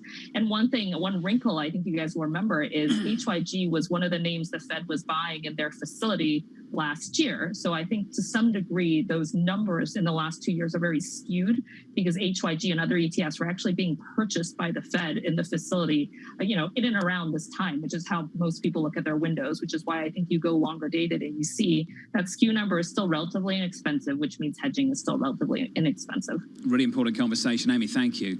As always, Amy Wu Silverman, the brilliant Amy Wu Silverman of RBC, and that relationship, Lisa, between credit and equities. Yeah, fascinating what she was saying. You're not seeing the same kind of complacency in the credit space that you are in the equity space. A lot of people take a look at credit spreads remaining contained, but how much has this just been a massive distortion? And people have been saying, bonds are a less safe place to be than stocks. It is a very confusing moment. Well, when we talk about bonds and risk, are we talking about sovereign debt, the risk-free asset, the supposed risk-free asset, or are we talking about corporate credit? Has the Fed muddied the two by buying corporate debt ETFs? Have they muddied the signals that you get from some of these instruments? And I think that perhaps is the question underlying that dissonance where Amy is saying someone's wrong here. You wrote about that a couple of weekends ago. Yeah. Does credit still lead? And honestly, right now, it's hard to say given the fact that a lot of companies have fortress balance sheets, they don't have near-term maturities, and you don't have a huge credit risk, even as you have the Fed pulling back. It creates a very complicated scenario. Well, speaking of balance sheets, Tom, and let's sit on this on a moment together. The balance sheet of the Fed is going to be reduced this year. That's the guidance we're getting from the Federal Reserve, so let's take their guidance as gospel. The size of that balance sheet reduction, we still haven't quite got clear guidance from this Federal Reserve on. They're talking about paint dry. It's going to be like paint drying. Will it be? It wasn't last time around. These are two separate glide paths. You've got data dependency for rate dynamics, and you've got data dependency for balance sheet dynamics. And what I'm certain is none of that's in the textbooks. They're literally going to make it up as they go. And I'm going to go to tomorrow's inflation report, and then on to March 11's inflation report, and who knows after that. Do you think balance sheet reduction is data dependent or market dependent? Both. I'm going to give you a baloney economist answer. The answer is absolutely both. And what it's really dependent on is first-second derivative dynamics. And the answer is if they can do this in a controlled manner, they will.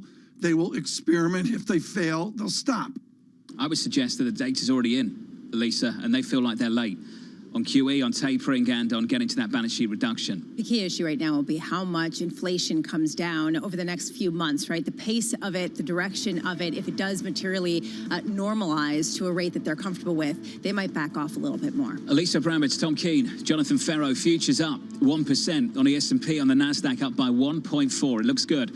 Michael Nathanson, the founding partner and senior research analyst at MoffettNathanson, joining us very, very shortly. Looking forward to that conversation. Yields in 3 basis points at 193. This is Bloomberg.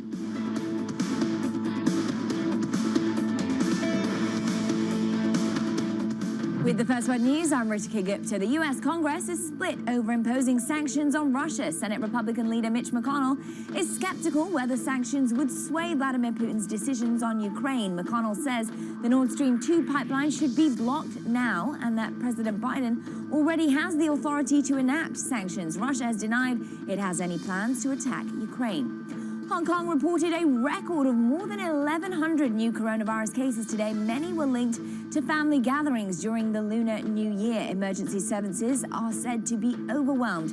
Meanwhile, here in New York, the state reportedly will drop its stringent indoor mask mandate. That's according to the New York Times. The mandate requires businesses to ask customers for proof of full vaccination or require mask wearing.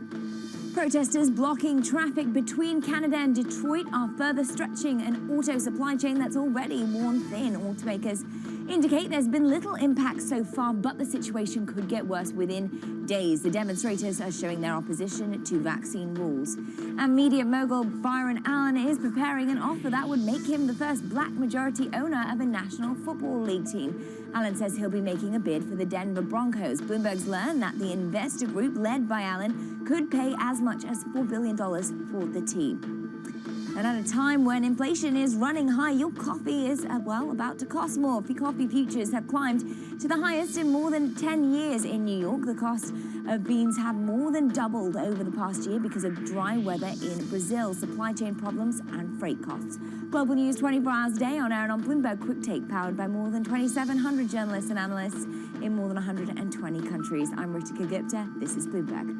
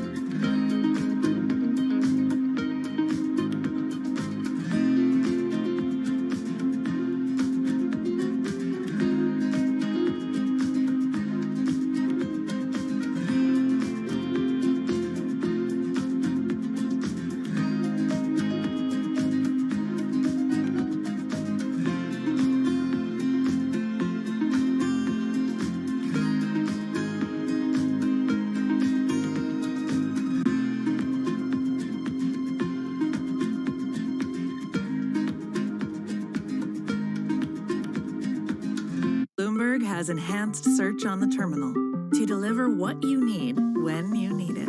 Now, you can simply type phrases in everyday English in the command line. Compare financials. Find people. Analyze markets.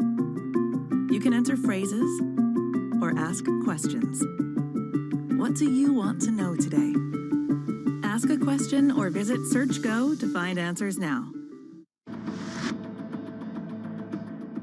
This chip shortage is going to last longer than many people believe, likely straight through this year. And I wonder what that means for prices. Will this get worse before it gets better? I don't know that it will get worse before it gets better, but there's no reason to believe it's going to get meaningfully better anytime soon. The Commerce Department put that data out yesterday, and what it showed is that there's a real shortage. Demand is 20% higher than it was a couple of years ago. There's a huge mismatch in supply and demand. Prices are high. Prices are higher. So what has to happen is we need to make more chips. Unfortunately, there's no easy solution. The solution is increased domestic manufacturing of chips, which is what we need to do.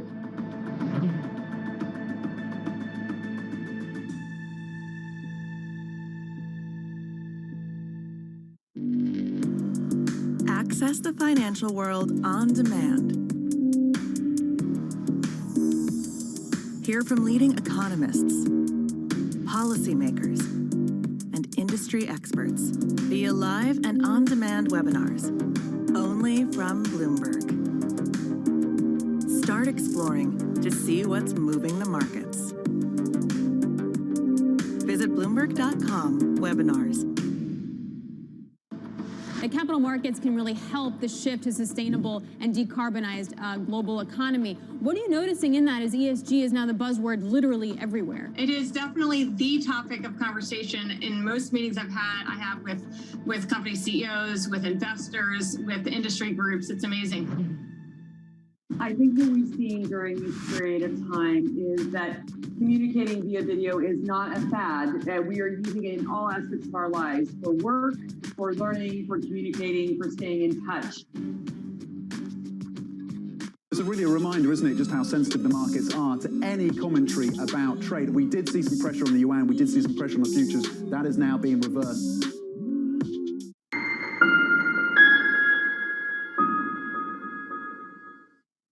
Earnings season continues. Not since the 1980s have we seen these sorts of reversals. Bloomberg is fastest with the numbers and analysis. The fundamental story is really solid. It's really kind of a balancing act. Bloomberg, the fastest numbers and analysis you trust.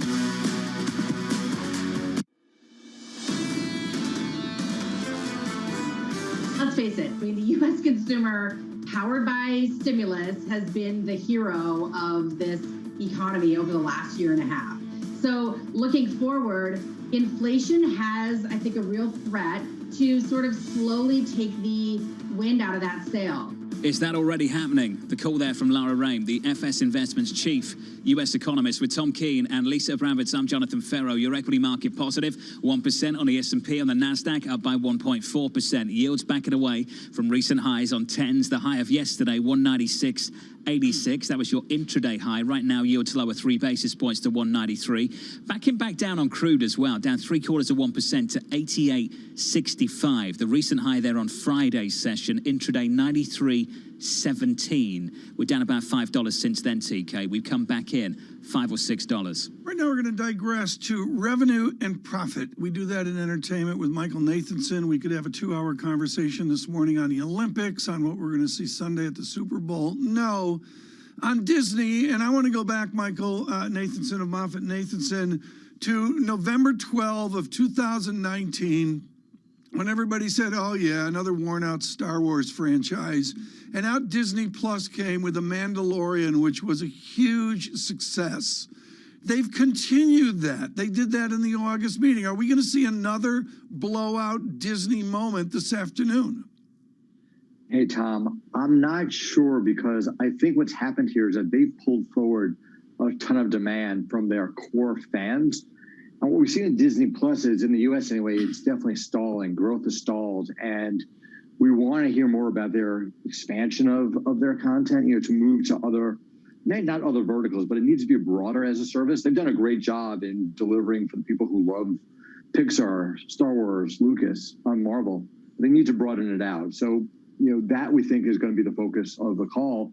How can they accelerate growth in the second half of this year with new content? If you were to write right now a famous MoffettNathanson 15 pages, even put it in a black binder like Sanford Bernstein Ancient History, on the linkage of revenue to profit in your world, what would you write?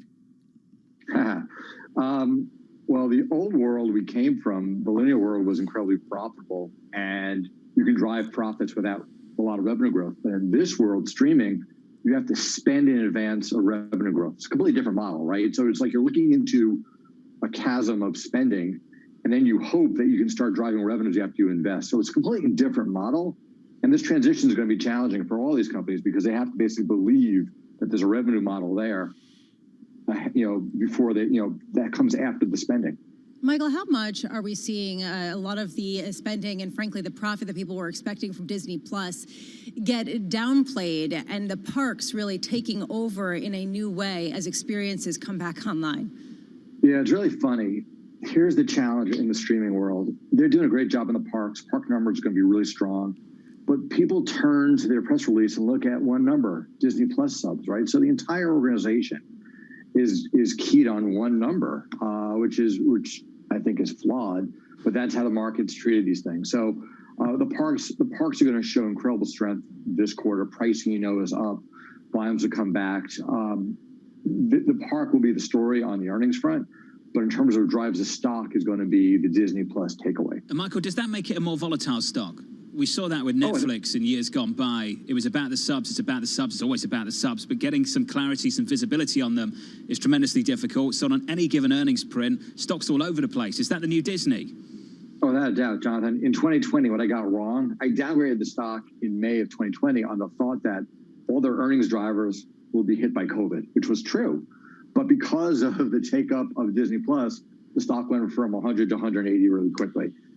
I thought it made no sense. It's come back down, but that's the world we're living in, Jonathan. It's all about that one data point, and the volatility is insane. It doesn't really matter the economics in the near term, but it's just the sentiment on, hey, is this a Netflix growth story or not? Michael, can we talk to you about what Tom and I often talk about as well? Just the number of apps on our TVs now. Michael, it's got ridiculous.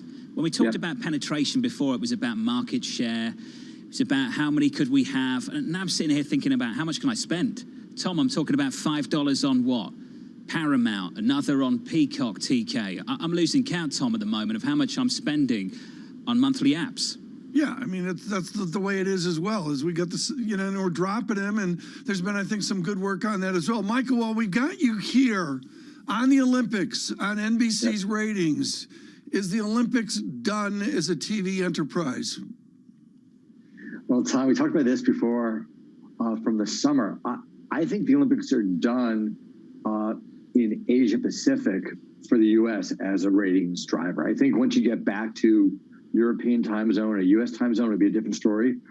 But I'm a big Winter Olympics fan, and it's incredibly frustrating. It's not their fault, but you go to bed at night and there's live events happening. It's happening. But Michael, you've been too kind. Let's talk about the summer. It was a mess. I didn't know where to find it. I mean, that's my biggest problem right now. I put Hulu up to watch the Premier League on the weekends. Is it there? Is it on Peacock? Something else comes out? Is it on ESPN Plus or is it on Paramount? It's a mess, Michael. Well, to be fair, you're right. And we said, Craig and I came on the summer, we said, look, NBC did a terrible job. We agree. But I think, Jonathan, it's harder because of the time zone. I do. With that said, if you look at how the NFL or Premier League does it, the consistency, they're going to have to come up with a model where you basically know where to find all this stuff in one place. And because they want to drive Peacock, to be the next Netflix or Disney Plus, they're pushing people to Peacock. And I'm not sure everyone wants that to happen, right? I don't mind watching sports in linear. I prefer that, actually. And I agree. That's a separate discussion. But let's see what happens when it's back in a normal time zone. I think they will learn their mistakes. Michael, can I just slip this in ahead of the Super Bowl on Sunday? Do you know what's really annoying me right now as I stream sports? I'm streaming sports, and there might be someone next door watching the same thing, and I hear them before it happens. This is so specific. Isn't that the biggest issue in sport right now? The value is in the fact it's live. Yes. Yep. And how about if you're betting on it, Jonathan, and all of a sudden, the odds change or someone... Yeah, no, it speaks to why maybe the streaming of sports is probably not as good as the live delivery over the air or through cable, right? Yeah. It's ironic. It really is. But I find the same frustration. Michael Nathanson, thank you, sir, of Moffett-Nathanson. Lisa, you often take the opportunity to talk about the things that you're frustrated about. This was just, I was just going to say. My turn for sports fans worldwide. Honestly, trying to watch the game. The next time you accuse me of asking one of our Johns Hopkins guests about personal pet peeves and questions that I have about healthcare, you're going to say, I'm just going to turn to you and be like, oh, how about those neighbors who are watching I'm allowed to just a short segment. Just now and again, Tom. Just a couple of minutes. Well, one of our interns noted the Bramo shrug was noted. I'm sure. I've got the live Bramo cam out the one eye, Tom. Yeah. I don't miss a single look. Yeah. The Disney CEO, Bob Chapek, coming up a little bit later. Looking forward to that. Peacock Plus is $10 a month. You got to be kidding me. Peacock drives me insane, Tom. Just from one app to one app. There's too much friction now in the user experience. You've got to drop out of one app, go into another. Futures are up 0.9% from New York. This is Bloomberg.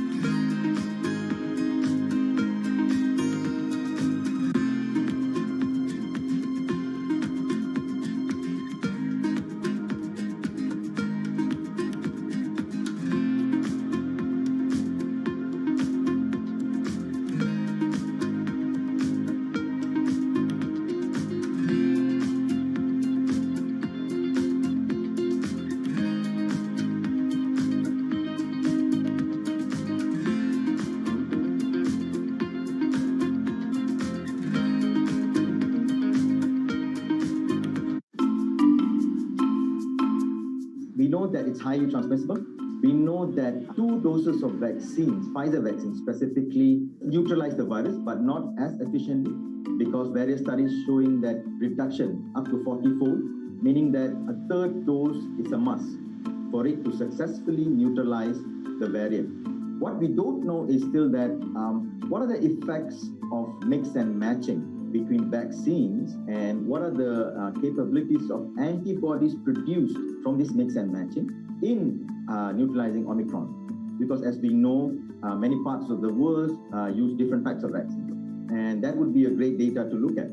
It will be also great to look at, because majority of the studies done uses a small sample number, and most of the time when you translate it to real world, the data changes. So it will be really good to look at large-scale data of the ability of antibodies from vaccines to neutralize this variant. Grateful here today that the virus, Omicron variant, still uses ACE2 receptor as its main entry.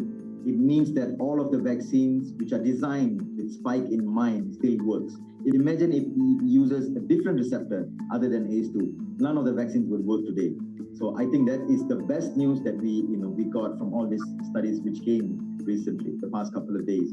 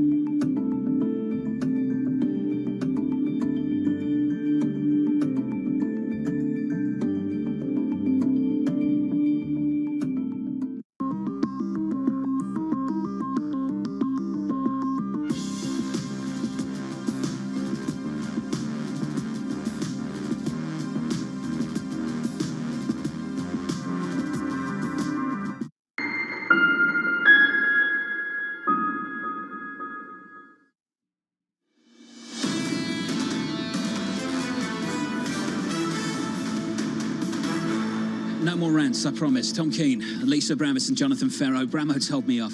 Futures up 200 on the Nasdaq 100, up 1.35%. On the S&P up 42, up 0.9%. Yields in 3 basis points on 10s, 193.25. CPI tomorrow. The estimate coming in just a little bit, 7.2% for the month of January. So CPI year on year in America. The Bank of England chief economist, Mr. Pill, speaking right now. The prospect of more hikes in the coming months. Prospective path for rates is uncertain. They do not want to define this, Tom, just like the Federal Reserve. There is a case for a measured approach to decisions. Just a feeling, Tom, for some people that we front load some of this, maybe at the Bank of England, at the Fed, and then we pause. We wait. It's fascinating. Again, we'll recalibrate tomorrow at 8:30, 24 hours from now exactly. We'll get that important inflation report. This is a joy because Deutsche Bank has dropped this week a wonderful essay on the dynamics of productivity, the multiple ratios of productivity, and particularly how wage dynamics, and in this case, rising wages, then folds into a better America through better productivity. Matthew Lazzetti joins us right now, the chief U.S. economist at Deutsche Bank. Matt, what a tour de force, and you can go from, say, Knut Wicksell and John Bates Clark out to the laureate Dale Jorgensen at Harvard, and there's just been this raging debate about productivity. Give us the modern linkage of rising wages into this good thing, better productivity. First, thanks so much for having me. I really think the way that we typically think about productivity and wages from a macro perspective is actually all wrong. And so the typical linkage that we have is that you need to see productivity gains in order for that to feed into real wage growth. Yeah. And if you're seeing wages that are outstripping productivity, that there's concerns about margins from a corporate perspective. I think empirically, the causation runs exactly the opposite way. And you tend to see wage gains leading productivity. It's a very robust relationship over the past 3 or 4 decades. The periods that we've seen high productivity growth in the US have all been driven by tight labor markets. And I think that's really an upside from the current environment where we're seeing the employment cost index growth hitting the highest since the mid-1980s. It is suggestive that we're going to see a productivity boon over the next 2 years. And the logic is essentially if it's difficult to find labor, if it's expensive to find labor, what you tend to see firms do is invest and they optimize their inputs, which leads to productivity down the road. Okay, so we're going to put the cart before the horse. I get that with this modern Luzetti wage theory. That's fine, but does the advantages disperse across a broad section of American labor, or is this just, once again, the haves take all the gains? I think what we've seen historically, and I think this was the big takeaway from the last cycle and from the Fed's policy framework, is that it takes time for those gains to disperse. You needed to see the record long expansion that we had last time over 10 years. And so I think early part of the cycle and kind of where we are at the moment, it is not as widely dispersed as it can be as you go forward. If we take a step back and then ask, what does this mean for the Federal Reserve? I think it does mean, look, they have to be hawkish today. They have to tighten monetary policy over the coming months in order to combat the upside risk to inflation and hopefully help to bring inflation pressures down. But they also have a really difficult task ahead of them, which is landing this economy that's going to show, we think, 7.2% headline inflation tomorrow in a soft landing to make sure that this recovery does continue and we see broader spread gains across the labor market.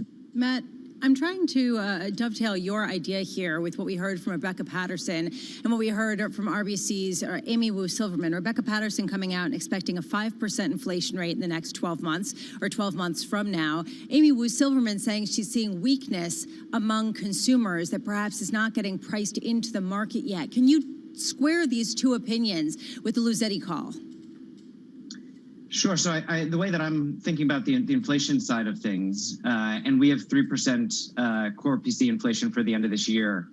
And that is both, I think, driven by the supply side and the constraints that we have there, but also the demand side and the strength that we've seen there.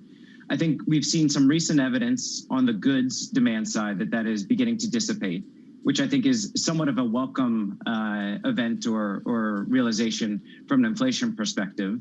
And we've also seen inventories begin to build there, which I think is also helpful in order to bring inflation down.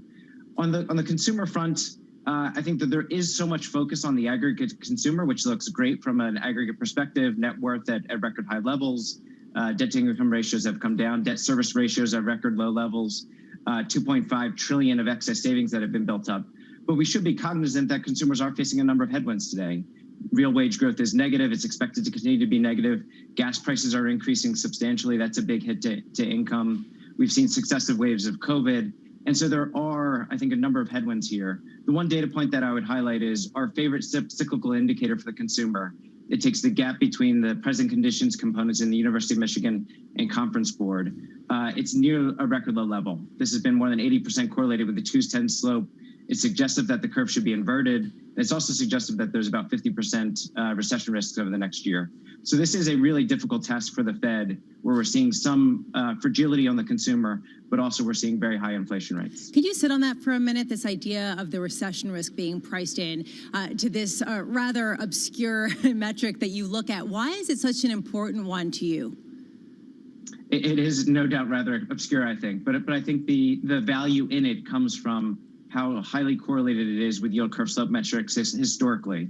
There's been some concern about those curve slope metrics, whether you take the difference between the 10-year yield and the 2-year yield, and those being distorted by things like QE. And so we've been looking for alternative metrics that are not distorted by these types of flow arguments that are equally effective in being able to predict recessions. And so I think that's why this metric is so important. As with everything else today, there are distortions. We just are coming out of an unprecedented pandemic. And so my own view is that you're likely to see the yield curve flatten. At the same time, you're going to see this consumer sentiment indicator improve as we get further past COVID. And so we will see a convergence between the two. It'll suggest that recession risks are a bit more limited. But taking a step back from that for a moment, it is at least some caution about the strength of the consumer going forward. I don't want, David Folkerts-Landau, I'm sure, is watching, Matt, so tread lightly here. But are the days of negative interest rates over? I think what we're seeing in Europe the European yield curve, the ECB, is incredibly important, not only for Europe, but also U.S. interest rates. What we've seen from a global perspective is other interest rates, Europe in particular, Japan, have been an anchor for the U.S. yield curve. And there I would highlight, if you just look at the gap between 10-year German yields and 10-year U.S. yields, it's been a very good leading indicator for the 10-year term premium in the U.S. over the past 30, 35 years. And so it tells you that you really can't see an unanchoring of the U.S. yield curve to higher levels unless you see Europe move higher. So the fact that we expect the ECB to raise rates twice this year, beginning in September, we're seeing an emergence out of negative yields across the European yield curve. I think that is a really important dynamic for the U.S. yield curve. It does mean that we can move higher. Matt, I think it's fairly intuitive for people to think about interest rates as something that slows down growth. In Europe, I just wonder, as you come from a negative state into a positive one, do you think that actually might benefit growth in the Eurozone? Look, there are all these nonlinearities, I think, as we get around the zero lower bound, not only on monetary policy, but also on interest rates. And there's been a lot of work done about what it means for the banking sector and can it help credit creation. I think also there's a sentiment channel here. We have been stuck in a world of low interest rates, negative interest rates in Europe for a long period of time here. The idea that we could be raising rates, I think, does give some animal spirits, so to speak, and can help to lift growth. Again, I think central banks are dealing with a difficult environment here, which is too high inflation. Landing this perfectly is going to be a difficult task. But at least there may be some positive sentiment channels from the idea that we can begin to normalize monetary policy. It's going to be so interesting to see how this works out in the next 12 months. Matt Lazzetti, thank you for all the hard work and tremendous research over at Deutsche Bank. Matt, thanks. Elisa, if we can go into positive territory, and we can actually prove what a lot of people have been saying for the last 8 years in Europe, that negative rates have actually hurt the economy. If we can prove, then maybe we won't go back there ever again. Maybe, but I keep wondering about Matt Lazzetti's point here about a recession risk, 50% recession risk in the next year, the next 12 months. How does the Fed combat that? Do they get rates high enough to then drop them back down? And what kind of impulse does that have in markets that already have been so dramatically distorted by their policies? I mean, if they don't go negative, what additional tools do they have? What are they more uncomfortable with, Tom? Inflation continuing climbing, or unemployment starting to pick up? Well, those are the dynamics, but I think what's so important here is to look at the history of what all central banks do. They're not going to be proactive. They're not going to try to outmarket the market, John. They're going to wait to see what the data show, and not so much financial data, but economic data will be front and center. That was 12 months ago. That was the think story it's of last 12 months year. from now. The story of last year, they waited. They didn't want to be proactive. Now they're late.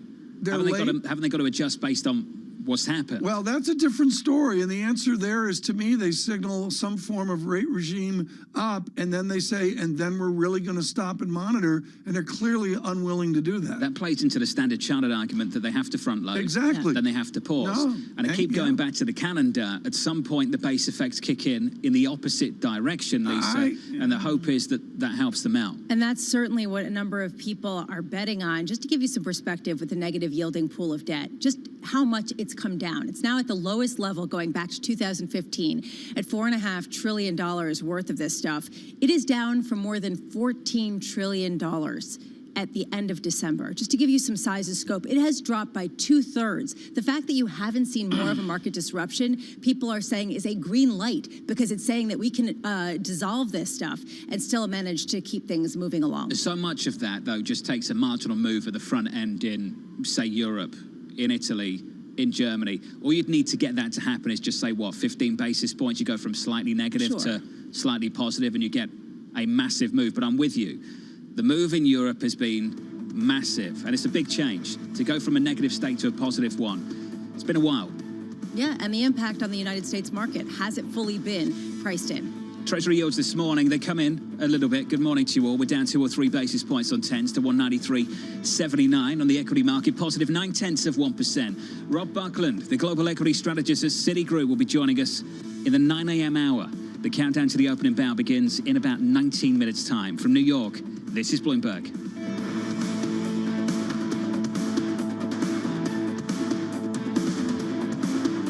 With the First Word News, I'm Ritika Gupta. A New York judge has granted bail for 2 people charged with trying to launder billions of dollars worth of Bitcoin. The cryptocurrency was stolen in a 2016 hack of the Bitfinex currency exchange. Ilya Lichtenstein and Heather Morgan were arrested yesterday. The government says it seized about $3.6 billion of cryptocurrency from the couple. The biggest business lobby in the U.S. says the nation should negotiate a digital trade deal. The U.S. Chamber of Commerce says that would guarantee protection on issues including the movement of data across borders. It estimates that the U.S. digital economy is growing almost 3 times as fast as the broader economy. And in the UK, Prime Minister Boris Johnson is trying to shore up support within the Conservative Party. Johnson has put Jacob Rees-Mogg in charge of delivering the benefits of Brexit. It was part of a mini shuffle of ministers in an attempt by Johnson to ride out the political storm from a series of scandals.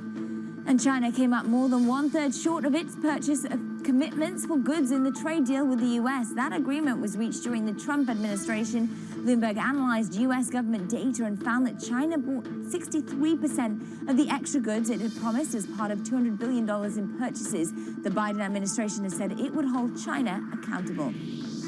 And CVS posted fourth quarter results that beat Wall Street expectations. That was driven in part by high demand for virus tests and vaccines, but the pharmacy chain booked a $1.4 billion charge related to store closures, and it trimmed its outlook for cash flow. Global news 24 hours a day on air and on Bloomberg Quick Take, powered by more than 2,700 journalists and analysts in more than 120 countries. I'm Ritika Gupta. This is Bloomberg.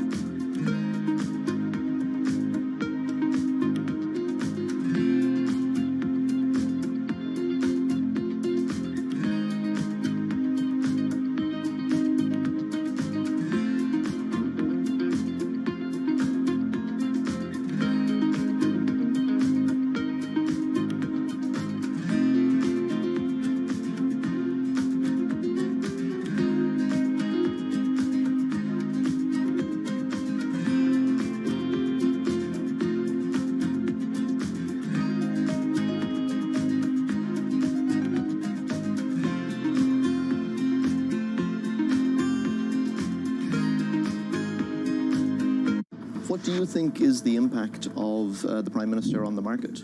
As Mr. Suzuki, who is the Financial Services Minister, he mentioned at his own press conference, and share buybacks is widely used to return profits to shareholders and improve ROE.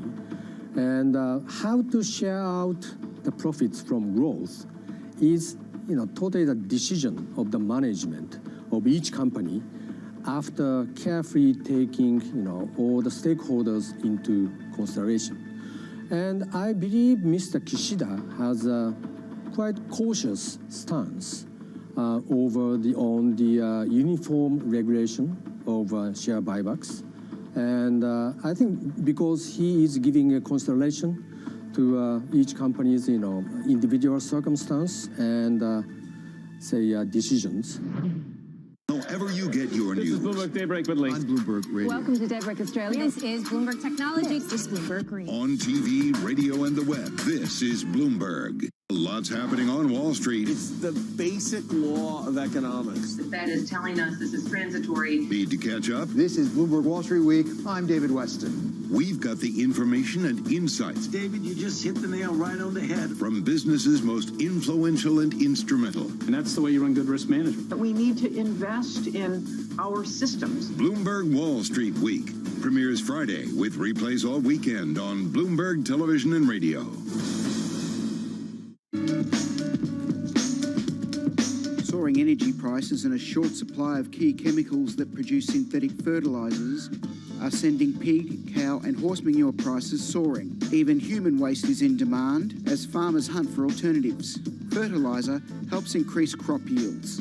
You can see how much moisture is held into this. It's a lot of organic material into the compost. So it breaks down, the manure and the straw breaks down into a friable mix that can be mixed into your soil in the ground and for growing a whole range of different vegetables. Holds the nutrients in, holds the water in, and it really increases the kind of biodynamic profile of the soil. The recent price spike could mean more farmers going organic for the long term.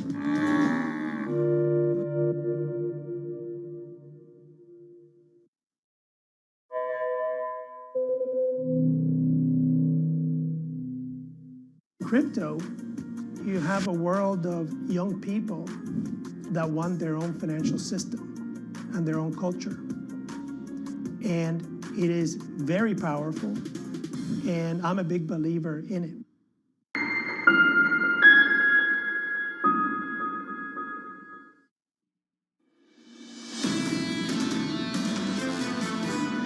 This is not an overheating economy. We're still growing below potential. So the idea here is these are inflation dynamics, very unpleasant, not acceptable in many ways, but they are driven by supply constraints, not by an overheating economy. And that will lead to a more muted cycle in the end. But until we get there, we're going to see a lot of volatility. One of my favorite people out there, Philip Hildenbrand, of course, formerly with the Swiss National Bank, extremely competent and vice chairman of BlackRock on the moments at hand. What we're going to do here is continue forward. We've got the equity markets lifting up this morning, the VIX 20.67. And what we're going to do is dive into a conversation here on the great unspoken. And we can do that going back to the giant David Ricardo of the early 19th century, who changed our language about how the haves gain advantage. Stiglitz is of Columbia. The university professor Joseph Stiglitz joins us this morning. At the bottom of your wonderful essay on inflation and Project Syndicate, Joe Stiglitz, you talk about monopoly rents. I would extend that even more to monopsonistic rents, which is an economic mumbo jumbo you teach for the haves gained. How much did the haves gain off the fiscal largesse of this pandemic? Oh, an enormous amount. It's gotten a lot of attention that while so many Americans were living hand to mouth, the money that was going to them just enabled them to get by, the people at the top were making literally billions and billions and billions of dollars. So one of the things in that article that you mentioned that I advocate is we're going through a very tough time. Our prices are going up, and it's a little bit hard for those at the bottom and the middle. Why don't we have a excess profits tax on those companies that have done very well in the pandemic and use the revenue for that to help those who are really struggling by? One-time a tax, just to, you might call it a pandemic inflation adjustment tax. And Joe, in a Lockean America, which has moved on from that kind of language to love of the individual, let's say you can't get through an excess profits tax. What's the second best thing to do? Well, I can tell you what the second best thing not to do. It is not a good thing to raise interest rates to kill the economy in order to beat what is still moderate inflation, 7%. And if you look at those inflation numbers, they're all distorted by, a huge increase in the energy price. That's not going to continue. The price of oil went from below normal levels because of the pandemic to more normal levels. They're not going to go to stratospheric levels. And used car prices, we know how to make cars, but there's a shortage of chips, a shortage in part caused by a fire in Japan. So why kill the economy? Won't solve the problem. Phil Hildenbrand got it absolutely right. There's an important distinction here within what you're saying, which is as you look toward the Fed and the way that they should handle policy, they should continue to rely on fiscal policymakers to try to help the lower class, but that their policies are more helpful to the lower income individuals than they are harmful in terms of widening the gap, fueling market gains that have really led to the bigger dispersion between the wealthy and the poor. Can you explain that? Because a lot of people view the Fed as the instrument of widening this wealth disparity. Well, the Fed, whatever it does, has distribution effects. I mean, we have to admit that. It tries to pretend that it's absolutely neutral, but what it does has big distributional effects. When it lowered the interest rate, as it did beginning in the Great Recession in 2008, the big gainers were those in equity markets. The losers included those people who had put their money in T-bills. The return they got on their T-bills went to zip. So they were the people who lost, and the owners of the equity overwhelmingly, evidence overwhelmingly, those in the upper 1%, they did very well. Now, at the current juncture, if you raise the interest rates, it will slow down the economy, and the first order impact is going to be on unemployment. People who might otherwise have gotten jobs won't get those jobs. But Professor Stiglitz, how can you say that that's really a risk at raising rates 50, 75, even 100 basis points at a time when they're near zero, and you have a labor market that's so tight that you have vastly more job openings than you do people to fill them? Well, first of all, the numbers on the unemployment rate don't give a full picture of what is going on in the labor market. We are millions short of the number of jobs that we would have had we continued the pace of job creation that Well, I think we've lost responds to a population. Yeah, we're going to leave it there. I think with the technology, with Professor Stiglitz, we'll leave it there, and we'll have him on. Again, I had at least 4 more questions as well. Lisa, to me, the great debate for Joe Stiglitz is a true liberal economist, and you heard it there off of his Project Syndicate essay, is what do the liberals, or in the modern jargon, what do the progressives do next? Coming off a presumed House GOP and maybe even a Senate GOP in the election. What's the next page for liberal America? I don't know what it is. There is a conundrum right now where you've got some people saying this is a chance to actually spend and invest in certain programs that could actually help narrow the gap in wealth. And then you have other people saying, why are you going to spend more money if we've got inflation where it is? You don't want to spur inflation. And the camps are getting wider and wider as we see such disparate views even on the economic trajectory ahead. I give Columbia immense credit on this. The divide between, say, Glenn Hubbard, who we had on recently, as someone who's an ardent and exceptionally intelligent, not supply-sider, but someone who does believe in market freedom, and Joe Stiglitz looking there for outright tax on the haves. I mean, there's no greater divide, and that's what makes Columbia special, Lisa. It's important to have these discussions right now, especially because people look at the Fed to try to stave off inflation, which they say is really hurting the lowest income bracket, right? And then you have other people that say that actually the Fed, by keeping policy easy, will help the lowest income bracket by allowing employment to continue to be a very robust tool in the economy. We touched on this earlier. Lisa, I'm really going to take issue on a decile basis, a tenth of the economy, with a focus on the lowest income. I'd remind pre-pandemic, they were statistically doing better. To me, it's the broad middle class, however Republicans and Democrats define that. And I would respectfully suggest, off of Matt Luzetti's productivity and wages story, that the middle class, particularly ex-taxes, is just going to get absolutely crushed. Well, and that's the concern, and that's why tomorrow for the CPI print, I am looking at how that factors into real average hourly earnings, real weekly wages for people who are not seeing their incomes keep pace with inflation. Frankly, it's going to be like Jobs Day. This report tomorrow at 8:30 is something. We've got a great set of guests lined up tomorrow, and we do that through the day here on radio and television, looking at price change in an inflation-heated America. Please stay with us on radio, on television. This is Bloomberg.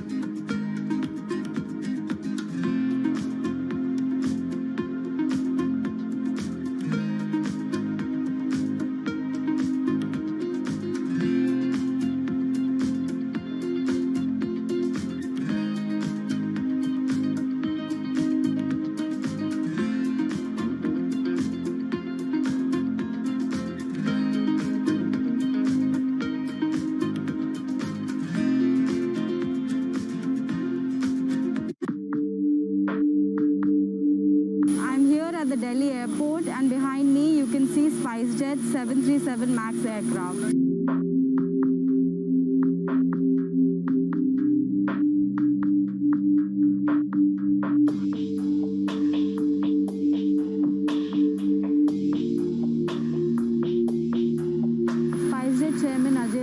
Earlier today said that Boeing is going to compensate SpiceJet in form of cash and aircraft.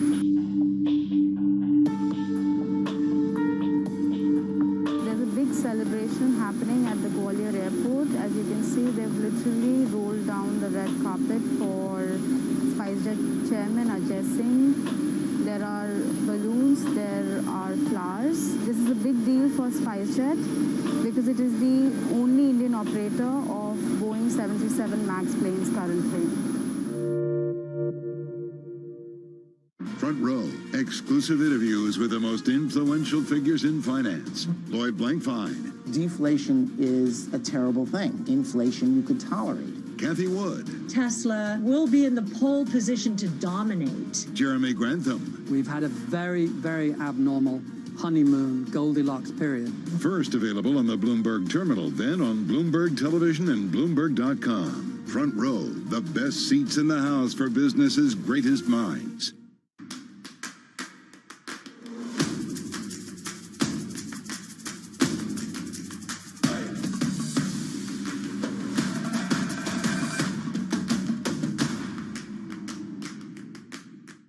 As a company grows, there are more challenges. What do you worry about the most? The market opportunity for us is enormous, and so our challenge is to continue innovating, driving, and pushing ourselves every single day to go after the most attractive profit pools in this incredible global beauty and wellness market.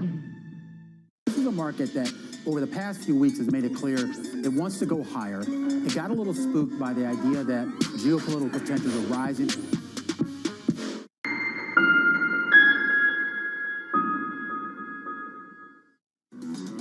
Yields down, stocks higher. From New York City this morning, good morning, good morning. Your equity market pushing up, up and away, up 0.9% on the S&P.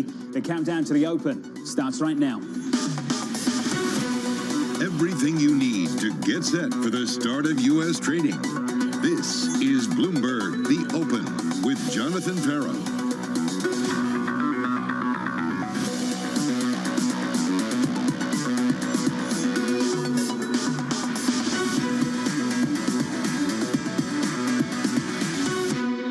Live from New York City, we begin with the big issue. Moving on from Omicron.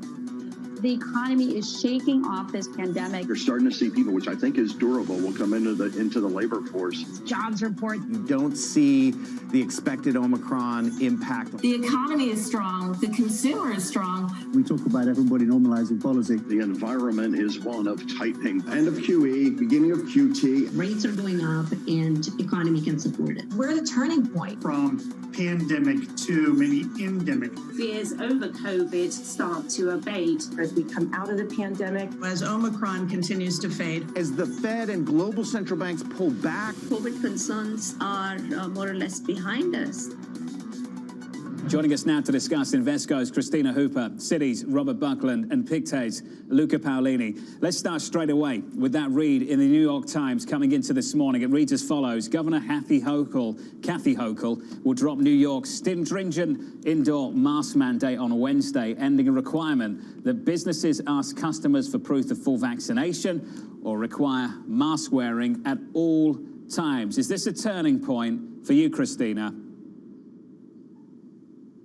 Yes, it's part of a trajectory that we've been on for some time, but certainly this is a big improvement, a step towards progress, a step towards being an endemic. And so that suggests that we have better times ahead.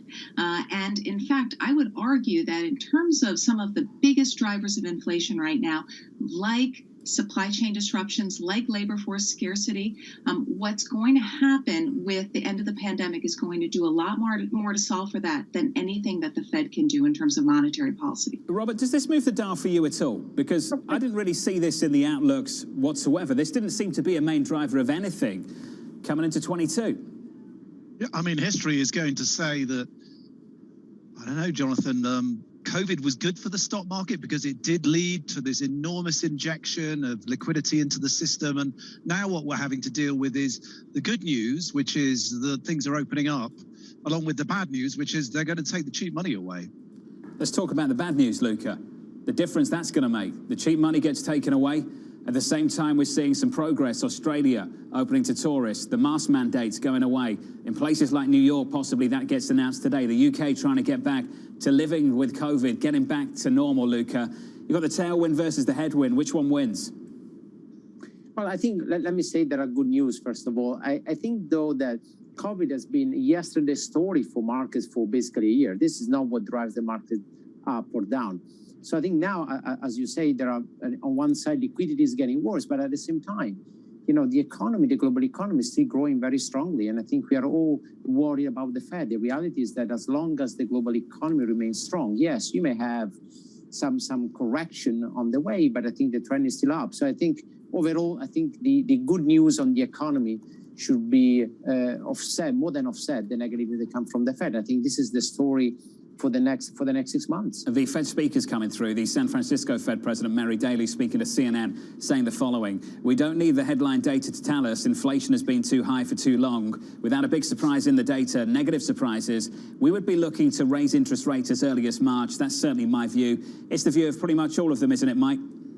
It is. At this point, it's pretty much baked into the cake. We're very U.S.-centric on this program sometimes, so let me just put it this way. The forecast for inflation, CPI inflation, on Thursday is going to be the highest since Margaret Thatcher was Prime Minister of the United Kingdom. How about that?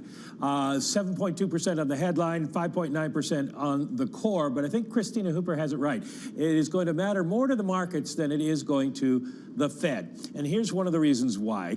We are seeing at this point a significant number of people spending money on goods rather than services. Now, is that going to back off? We're not getting those checks anymore from the government, and that is what the Fed is figuring, that we'll start to see people spending less on goods, more on services. That'll bring down some of the inflation. What we're watching, energy prices, obviously, but that's not something the Fed can do anything about. Home prices is an interesting category because that's baked in, and it takes time to get through into the CPI, and home prices were up 17% over 2021. The reopening numbers, cars, insurance, lodging, airfares, food, that's what we've been watching for months. Do they still have an impact, or are they starting to fade? And finally, we'll be looking at housing, because home prices are such a big deal. The expectations, though, is going to be the biggest deal of all for the Fed. It's going to be, what do inflation expectations do with this number? Right now, we're not seeing that happen, not seeing them go up when CPI does. So if the markets don't move very much, the Fed can wait until March and get another CPI report even before that. And hopefully the calendar comes their way later in the year. Mike McKee, thank you. Christina Hooper, going into tomorrow, talk to me about how to approach this tactically, just in terms of whether you'd expect the bigger move from an upside surprise or a downside surprise on CPI. Oh, well, I think there's just a lot of doom and gloom talk about this print. So I think there's more upside potential than downside potential. Robert, would you agree with that? Yeah, I think so. I think, we've all underestimated how persistent inflation would be. I think we're ready for another big number tomorrow.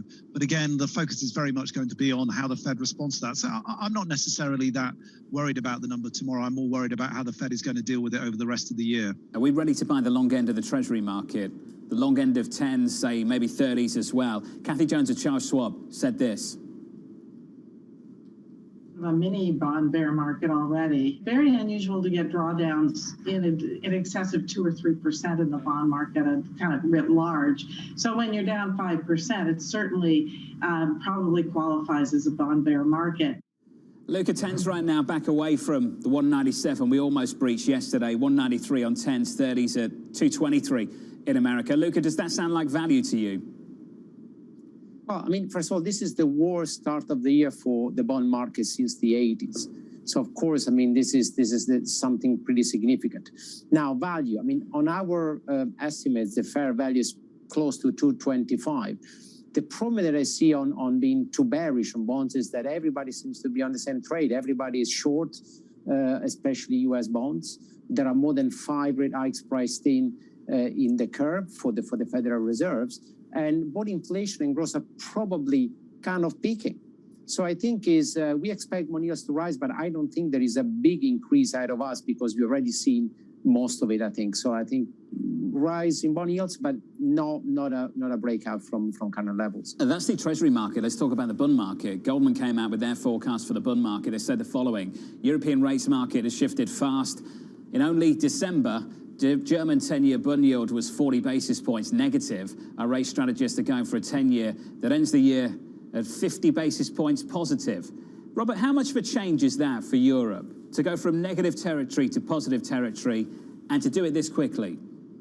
I think Luca made a great point that this time a year ago, there was something this bad going on in the bond markets. It happened that the sell-off ran up to about March, and we were all totally caught out as bonds rallied. And one of the reasons was that investors starved of yield here in Europe and in Asia were coming into the US Treasury market and bid that yield back down from 1.8 back down to 1.3. I think that's less likely this time round because yields have also moved up in these other countries like Germany and Japan. So we think this sell-off that we've seen in the US Treasury market has more legs and will not turn tail as big as it did last year. I do totally agree with Luca, however, that things have run pretty hard pretty quickly and there may be some consolidation from here. Are you thinking about Europe outperformance on the equity side of things, Robert? Morgan Stanley are. Do you agree? Yeah, I mean, we've all been trying to call that one for years, John, right? The end of the massive outperformance of the US stock market, the beginning of interest for investors elsewhere in the world. We're neutral on the US. We actually prefer the UK to the continental European stock market. So if investors want a place to hide from these rate hikes, we think the UK market's the best one in the world right now. Why the UK, Robert? Why is that? It's a deep value market, John, right? You know, these other, we all know that growth stocks are coming under the most pressure from these increases in rates. You've seen the big falls in the NASDAQ. The UK is the least correlated of the major markets around the world, particularly to higher real yields. So we see it as a place to hide from some of these macro pressures that are being put on the NASDAQ and tech stocks in general. It's the value market. Christine, a final word on that. The US versus, say, Europe versus the UK. So I would go actually where we see the most in the way of support from central banks. So we're not going to see the BOJ hiking rates anytime soon. Emerging markets, many of those central banks are getting close to the end of their tightening cycles. So that's a built-in tailwind for some equities. I would be neutral on US and Europe and UK. Christina, sticking with us alongside Luca Paolini and Robert Buckland as well.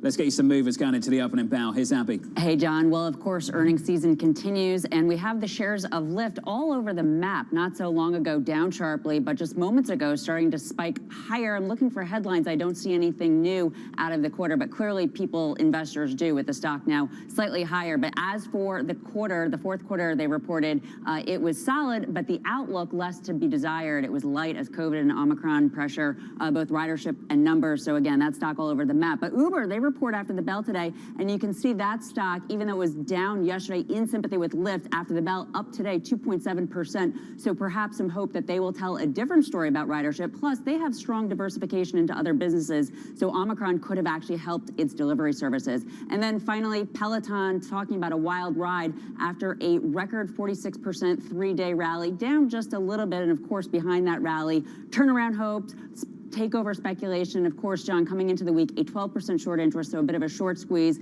Plus, with the stock down so much from its peak, probably longs happy. Maybe some people playing for some sort of lottery ticket ride. Abby, thank you. Coming up, a push for diplomacy. We still don't have any prediction of what President Putin will do. We can't control what Russia will do next. That's next. This is Bloomberg.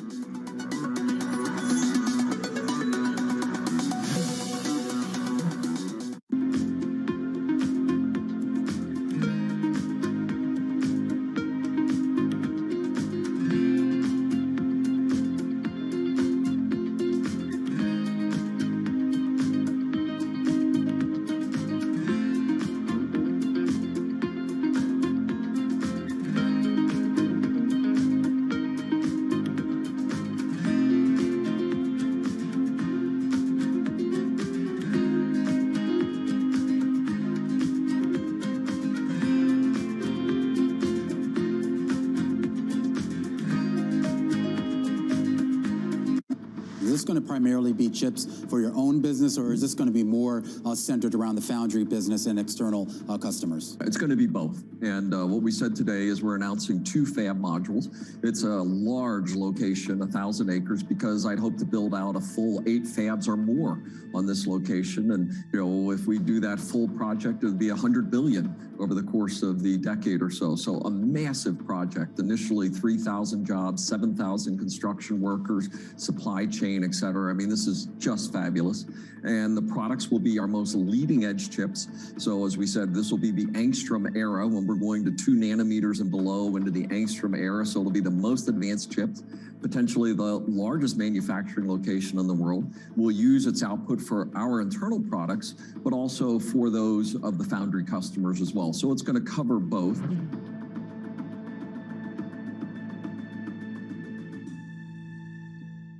I think that it's hard to put your head around any narrative. Let's just be honest. We've had sort of a shift in, are we in some sort of stagflation fears moment? People were talking about that all day yesterday. Mercedes-Benz is on a path towards CO2 neutral mobility. So we have flicked the switch there, and really we're going to step by step electrify everything. And what does that mean? Combustion engines get electrified.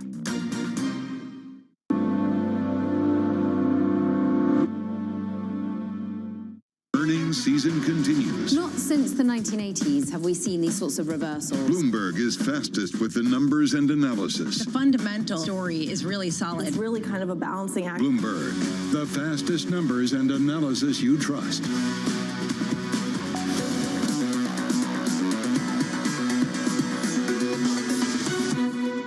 We still don't have any prediction of what President Putin will do. We can't control what Russia will do next. What we can do, and what I think President Macron played a role in doing yesterday, is making clear with our allies and partners that there will be massive consequences.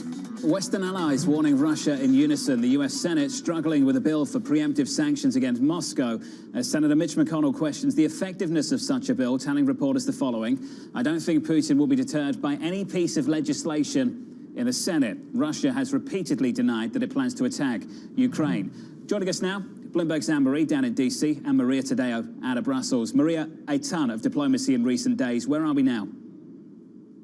Well, we've seen a lot. We did see the German Chancellor going to D.C. Then yesterday he was in Berlin. Emmanuel Macron was in 4 places in one day. A lot of this has to do with the optics, Jonathan. Before we get into the substance, they really did want to send a message that Europe is on the move and that Europe is not outsourcing its security, that we're taking this very seriously. In terms of the content, you know, this is where I would say there's a silver lining here, at least from the European perspective. The administration is still saying, we don't know what Vladimir Putin is going to do, and we know that the troops and their men are still in eastern Ukraine, and there could be an imminent attack. What the Europeans say, however, is that in the past week, we've seen that nothing has changed. There's been no escalation, but there's also been no degradation to the situation. And they say for the time being, that actually shows that both Russia and, by the way, Ukraine are holding their nerve. So that is being perceived as perhaps some relief. When you look at the Russian market, when you look at credit, when you look at the ruble, but also stocks, they also point that direction. Again, the Russians always say we're not intending on invading, but the takeaway I would take from this, for lack of a better word, is that nothing has changed and that perhaps no news is actually being seen as good news now. Anne-Marie, just how united is Washington? Well, listen, Senator Bob Menendez, Jonathan, who's really leading the front of the Democratic side alongside the partners on the Republican side, has told Washington Post Live there's no daylight between Democrats and Republicans on the fact that they want to extract sanctions and make it painful for the Kremlin if there was to be a further invasion of Ukraine. But it's the tactics and how they go about it. And that is really the big question about this legislation they are trying to draw up. Now, you mentioned Senator Mitch McConnell. He had said that he had dinner alongside a number of other senators with Olaf Scholz, the Chancellor of Germany, and Olaf Scholz said to them there and said what President Biden said publicly, that Nord Stream 2 would be on the table as something that could be ditched if there was a further incursion. But what Senator McConnell and a lot of Republicans want to see is sanctions immediately, even before any movement by Russia, while Democrats want to do some sanctions immediately in terms of what's going on, maybe potentially cyber warfare and just some of the aggression, the fact that there are 130,000 troops on the border, but they want to focus more on the deterrence that if Russia were to invade, these are the kind of penalties you're going to see. AMH, the difficulty there, delivering preemptive sanctions, as you know, is that the Russians might see that as an escalation. Isn't that the big risk here? yeah, they might see it as an escalation if they're saying if we're already going to harbor these penalties, why wouldn't we then just move in? Also, Jonathan, I have spoken to a number of Russian officials and executives over the course of years, since 2014, when they've been dealing with these tough sanctions. And I will say, every year I have spoken to them over the course of a decade, it's been the same. We have been working to fortify our economy to make sure that it's sanctions-proof. And you can bet they're doing that now. And Marie, down in D.C., Maria Tadeo, over in Brussels, to both of you, thank you. Back with us, Christina Hooper, Robert Buckland, Luca Paolini. Robert, this is your world. Let's talk about it. Europe at the moment, we've kind of gone through something like this before. Cruise back up in the 90s. There's the risk with Russia. The risk is always there to some degree, Rob. I'm just wondering how you navigate that at the moment. Yeah, I mean, I think the bellwether to look at on that one, Jonathan, is the gas price and how that plays through, and energy prices and so on. So it's all tied in with that. But I would come back to the liquidity withdrawal event coming particularly from the Fed, but increasingly from the ECB as well, which is when bad things happen, sometimes markets react to them and sometimes they don't. I think the markets have been anesthetized by cheap money over the last couple of years. That's been the whole point of it. I think the markets will be sensitive to, more sensitive to any form of bad news that we get, including further developments on the eastern borders of Europe. Can we talk about the pullback from the ECB, Luca? I'd love your perspective on that. There are limits to this, and when you think about the process, they've got to unwind QE, they've got to fully taper, then maybe they deliver an interest rate hike later this year. The most hawkish member of the Monetary Policy Committee over there on the Governing Council, Klaus Knot of the Netherlands, was talking about maybe 25 basis points out to the back end of this year. We heard from Villeroy of France. This is what he had to say. I wouldn't deduce from what has happened in recent days that there is an ECB calendar that corresponds to an underlying calendar of markets. There were perhaps reactions that were very high and too high in recent days. Is that pushback in line of what you're thinking, Luca? Well, look, when you look at the Europe, the situation is slightly different from the US, but the underlying story is the same. You have higher inflation, strong growth, and rates and real rates and are deeply negative. So, of course, the ECB is under pressure to deliver some kind of tightening. Of course, they have to find an agreement. I don't think, though, is really a huge kind of shock for markets, because we know that the ECB always tend to lag the ECB than the central banks. As long as growth remains solid and nothing goes terribly wrong on the Eastern Front, I don't think the 25 basis points hike, or even 50, would make a massive difference for markets and definitely not for the economy. Obviously, we have to get used to this kind of talk. We have to get used to rate hikes, and because you haven't been used for a long time. But I don't think it's a game changer, and I still believe that European markets will continue to do well on the equity side. On the bond side, I think it's very difficult to be bullish when we have very low bond yields, inflation going higher, strong growth, and ECB hiking rates. BTP yields backing back down this morning, down about 7 basis points on 2s, on 10s coming in 6 basis points. 7 straight days they were higher. Christina, let me finish on this with you. Are higher rates in Europe good news for Europe? Because for a long time, the fact that we were down here was seen by a lot of people as a problem, by others as counterproductive. In your view, is it good news that rates are set to climb? Jonathan, you hit the nail on the head. This is what many have been wishing for years in terms of higher levels of inflation and improving economic growth. So in general, it is. The problem, of course, is if it becomes too much and, of course, chokes off the economic cycle, and that's what we all run the risk of. I do think that what we're seeing now from the playbooks of all the major developed central banks is the same: a hawkish pivot in the hopes that they don't have to do as much heavy lifting, that their words will do some of that heavy lifting. So I think certainly we're seeing markets reacting and getting a little scared, but I would argue, yes, that is an overreaction.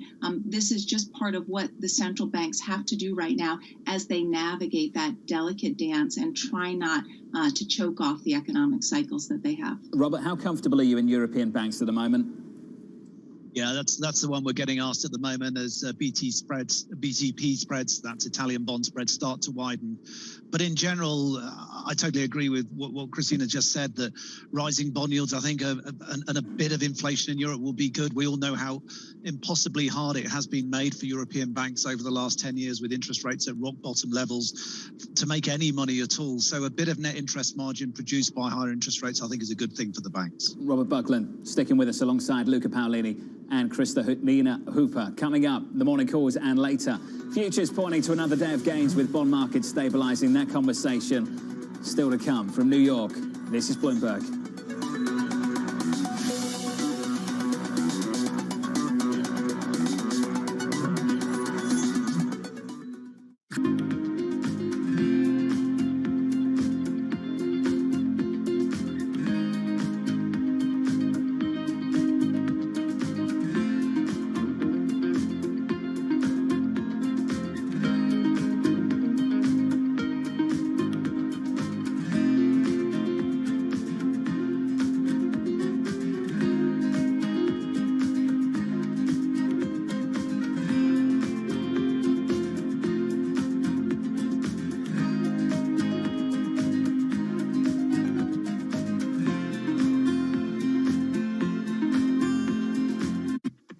When you think space, you probably think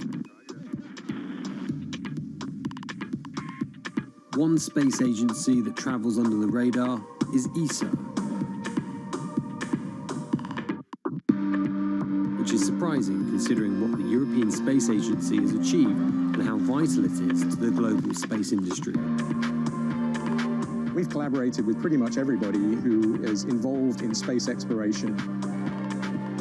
ESA wants to be a leading force in furthering humanity's mission into space. Commander Ground, do you copy? Copy.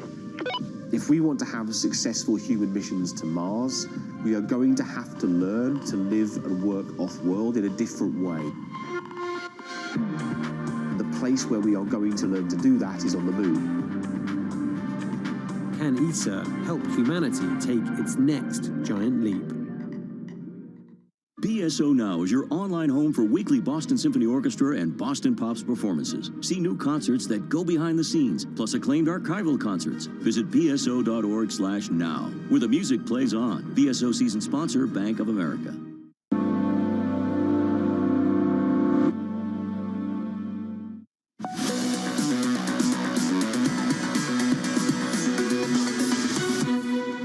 Minutes away from the opening bow, the equity market adding some weight to a recent move higher, up 1% on the S&P.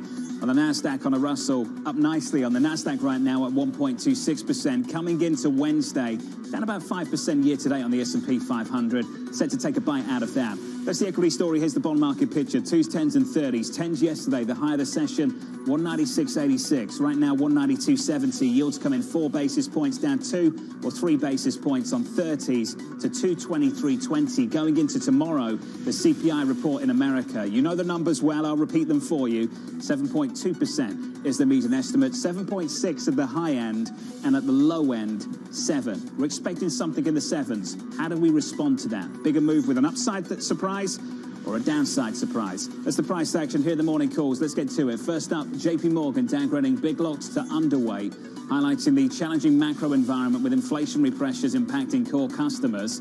Nomura downgrading General Motors to neutral, expecting the transition to EVs to limit GM's profit growth. That stock is positive 1.27%. And finally, Truist upgrading Tenet Healthcare to a buy.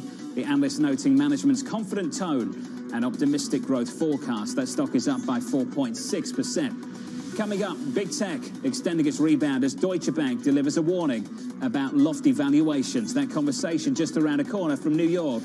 This is Bloomberg.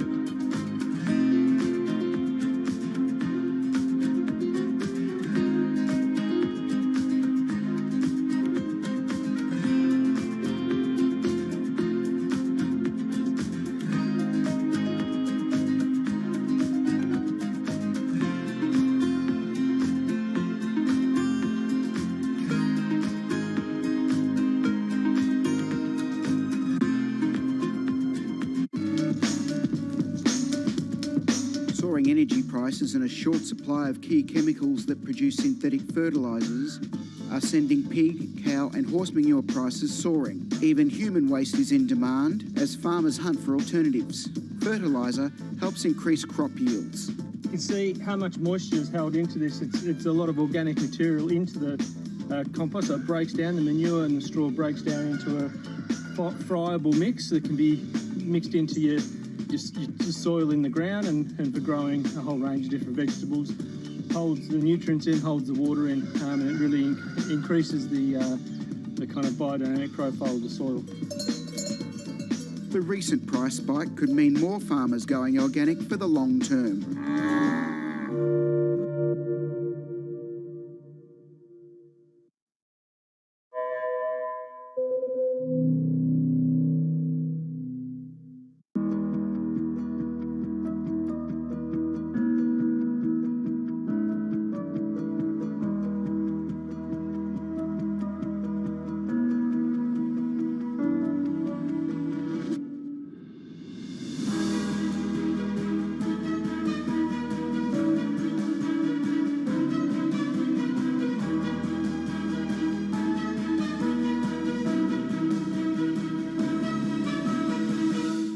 stocked early enough all these precious materials you were just mentioning, and we were on the lucky side that our prognosis was spot on in a way, forecasting what kind of material we would need and what quantity we would need.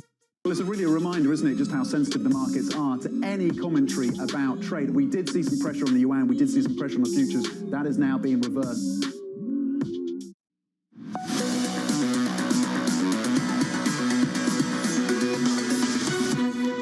24 seconds away from the opening bell in New York City this morning. Good morning. State of play looks like this, up 1% on the S&P.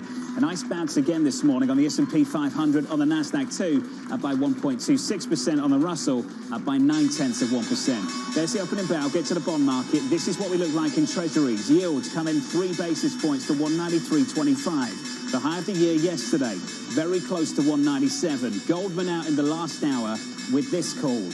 225 year-end on 10s. The previous call was 2%. Next year, 245. That call up from 2.3%. That call from Goldman in the last hour. They're now looking for 225 on 10s year-end. Right now, 193.25. We're not far off. When we started the year and closed out last year, we were in and around 150. Euro dollar right now 114.32. That currency pair up 0.1% on crude, up 0.4% to 89.73. As we open things up this morning, a good morning to you. 35 seconds in, up 0.9% on the S&P. IT top of the pile, up by 1.35%. Even Meta, Facebook, catching a little bit of a bid today. Let's get a story with Bloomberg's Taylor Riggs. Hey, Taylor. John, it sure is trying to catch a little bit of a bid, but the size and the scope really puts this into perspective. Let's first start broadly, right, and take a look at where we are. Remember, in the beginning of the year, you had on the major average sort of that big run up, then a lot of volatility, right? A big pullback. Now, we've come back from about half of that pullback, but as you know,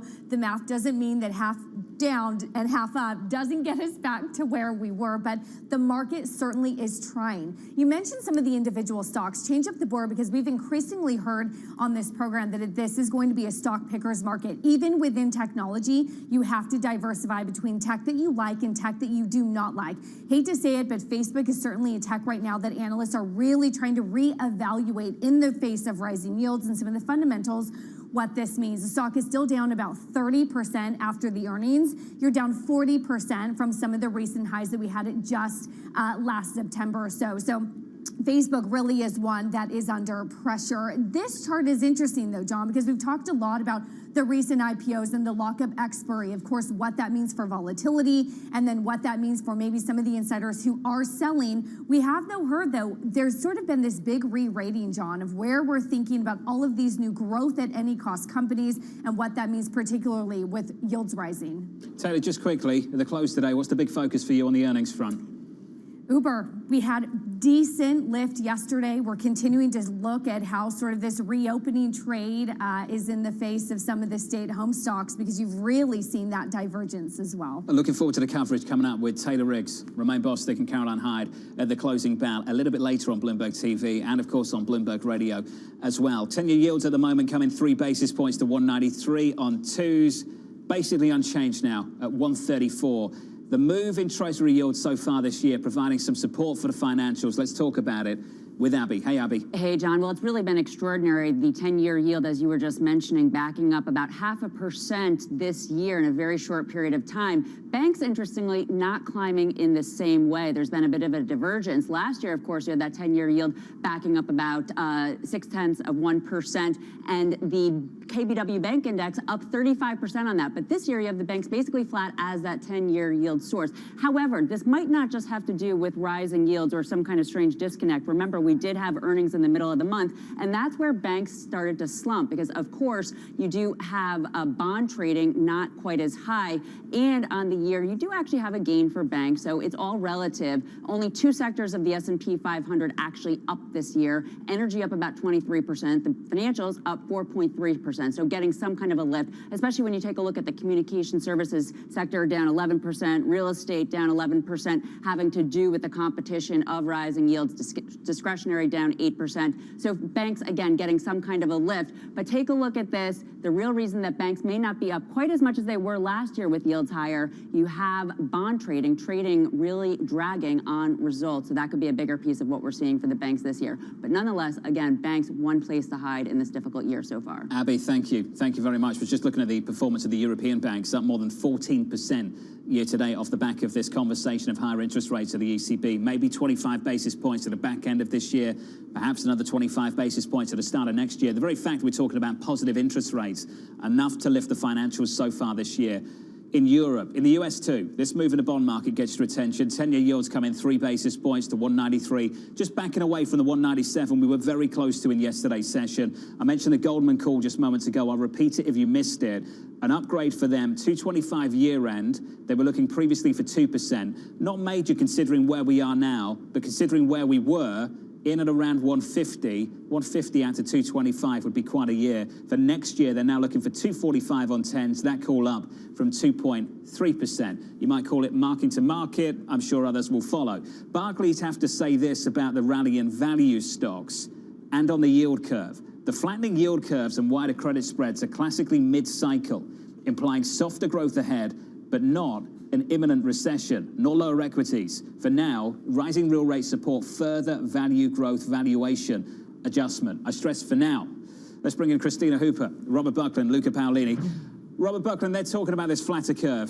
Spread's just a little bit wider. For now, this rotation can continue. The threat to the equity market would come down the road if this growth scare got bigger. Can you just walk me through where you are on that valuation story, that rotation, and how you factor in a flatter curve and wider credit spreads?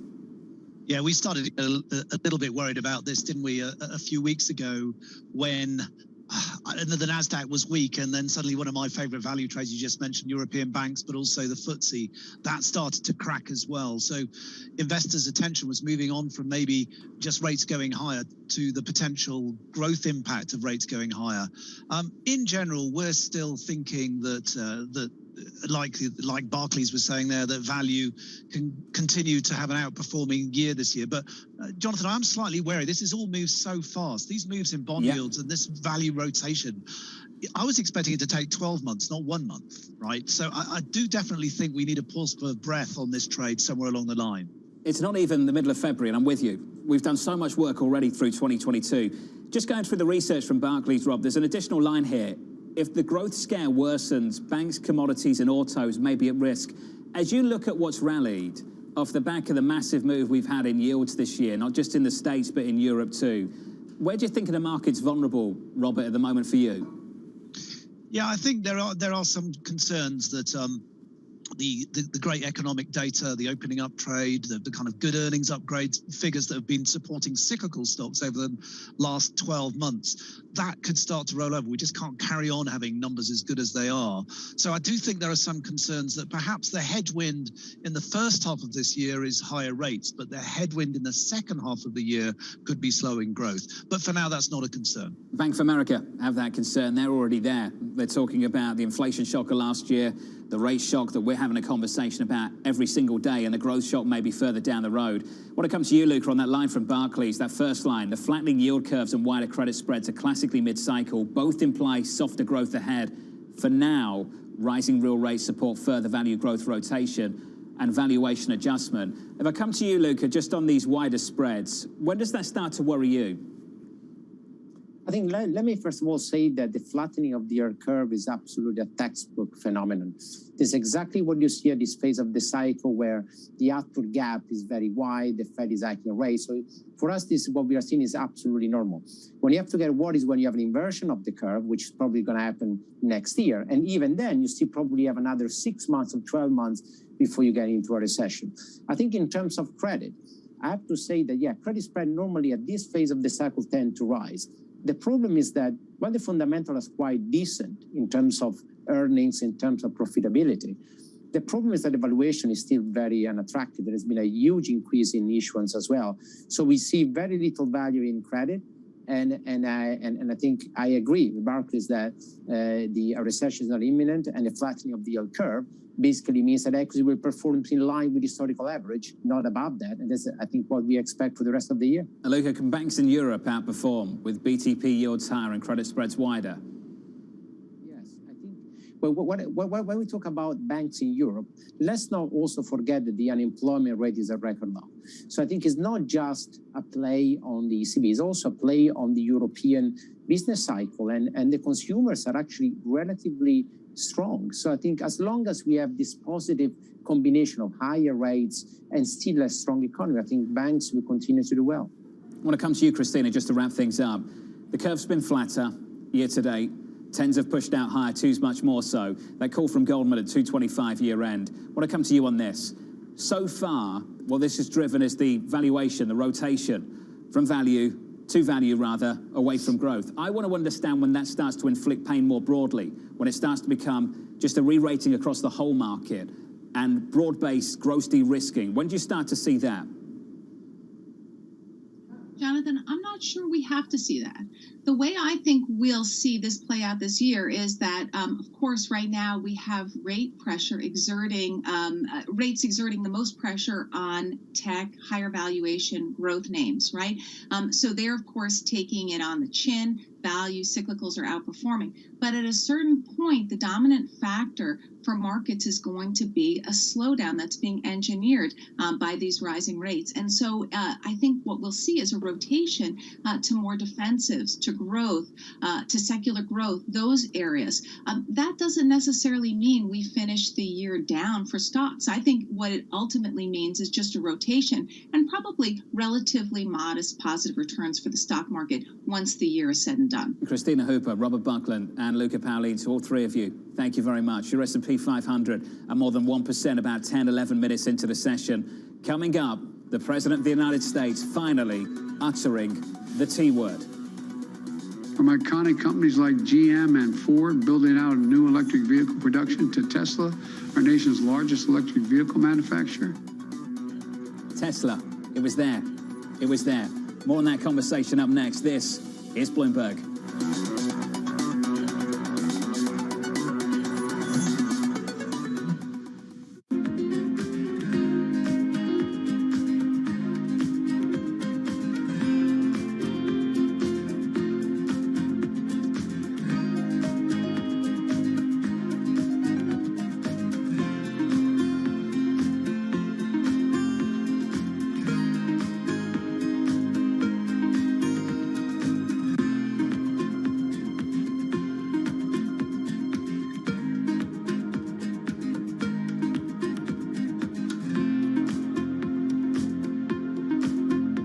Bloomberg has enhanced search on the terminal to deliver what you need when you need it. Now, You can simply type phrases in everyday English in the command line. Compare financials. Find people. Analyze markets. You can enter phrases or ask questions. What do you want to know today? Ask a question or visit SearchGo to find answers now. It's almost the end of the year, but Bali is still quiet and empty. I am here in Kuta Legian, one of the main walking streets here that is used to be a tourist spot for beach, dining, shopping, but many shops here are still closed. Most of the outlets are either for rent or for sale as they have run out of business. Saya kerjanya di sini udah lama, udah ada 10 tahunan di sini kerja. Masih sepi sih, nggak kayak dulu. Kalau dulu kan rame, sekarang ya ada 1-2 itu ada, tapi nggak kayak dulu. Kalau dulu rame sekali. Sekarang paling dapat jualan ya 100, 120 gitu, 200 ya. Kalau dulu sih ya nyampe dah 1 juta, 1,5 tuh nyampe dapat jualan. Bisa sampai 2 juta dulu. Sekarang nggak pernah lagi dapat segitu. Sama aja.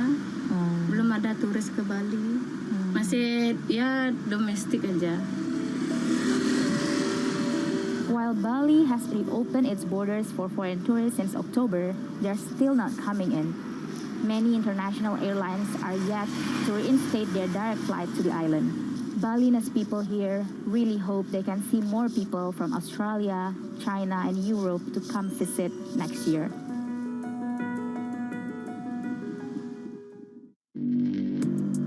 Access the financial world on demand. Hear from leading economists, policymakers, and industry experts via live and on-demand webinars, only from Bloomberg. Start exploring to see what's moving the markets. Visit Bloomberg.com/webinars.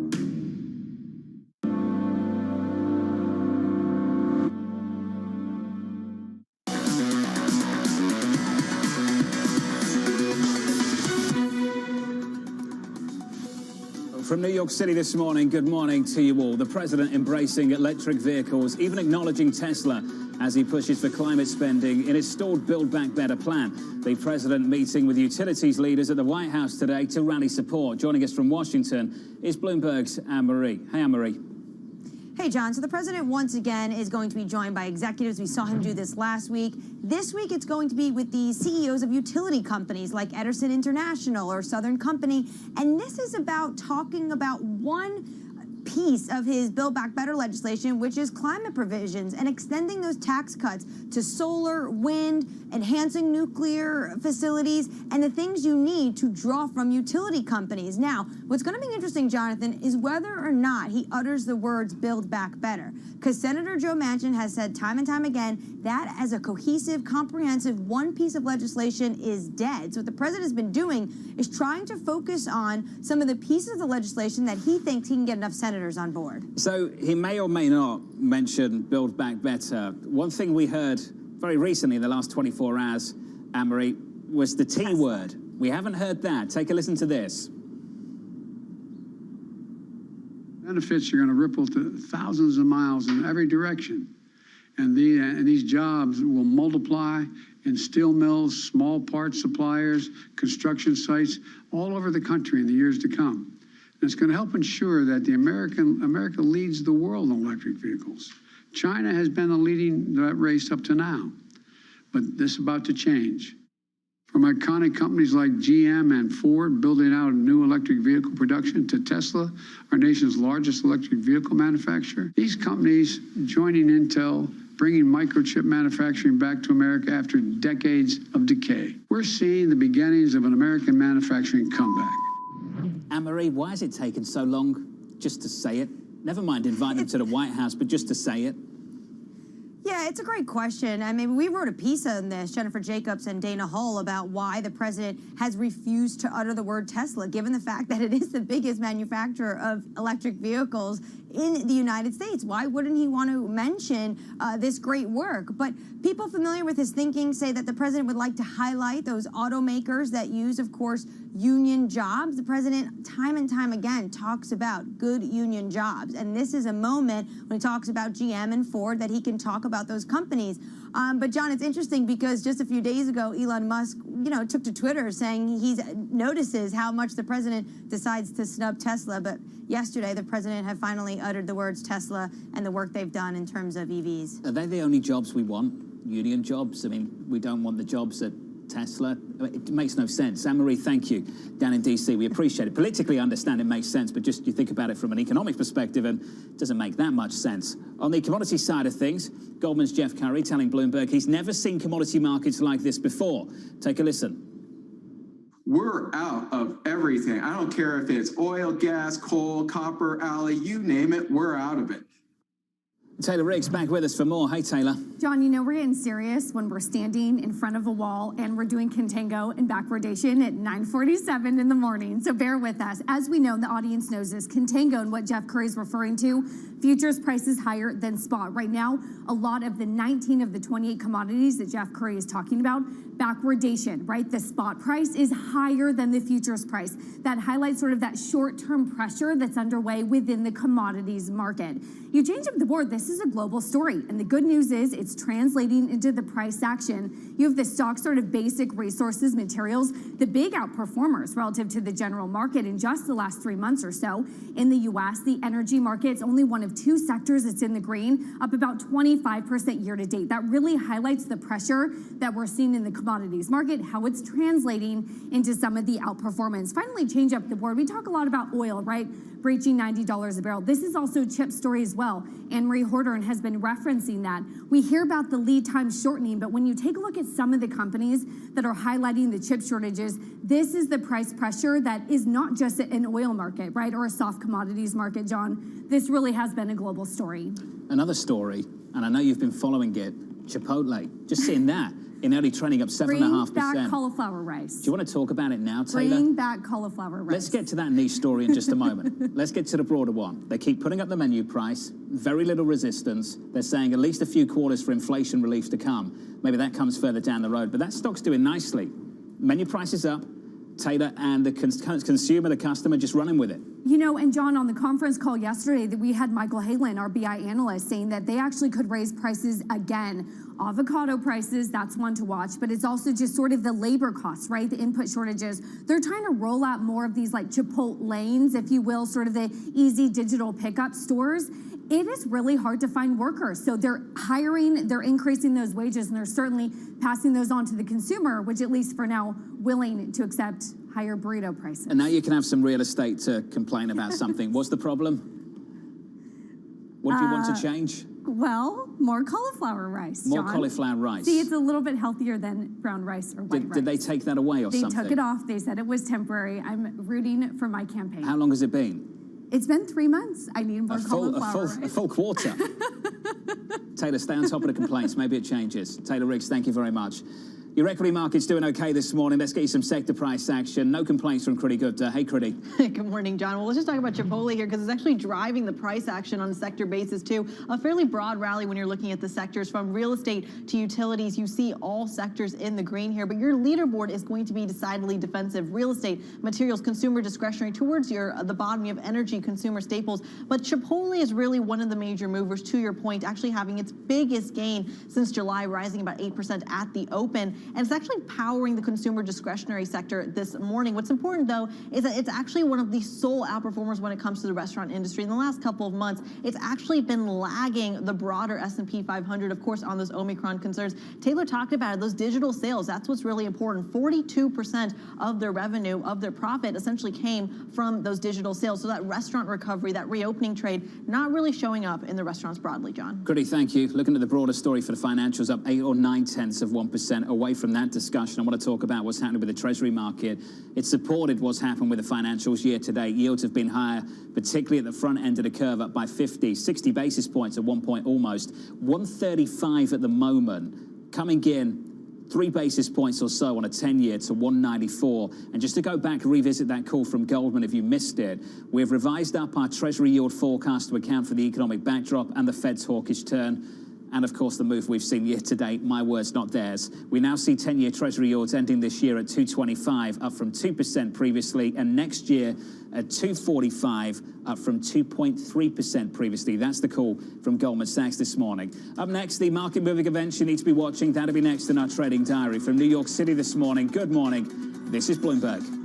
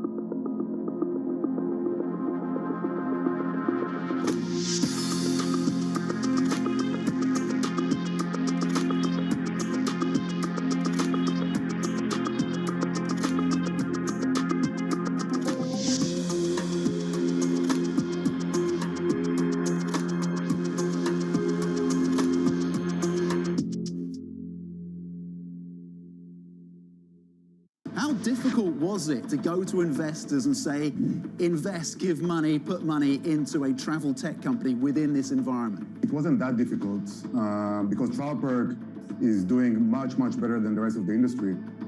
In fact, we are at the moment growing at 4 times revenue of pre-COVID numbers.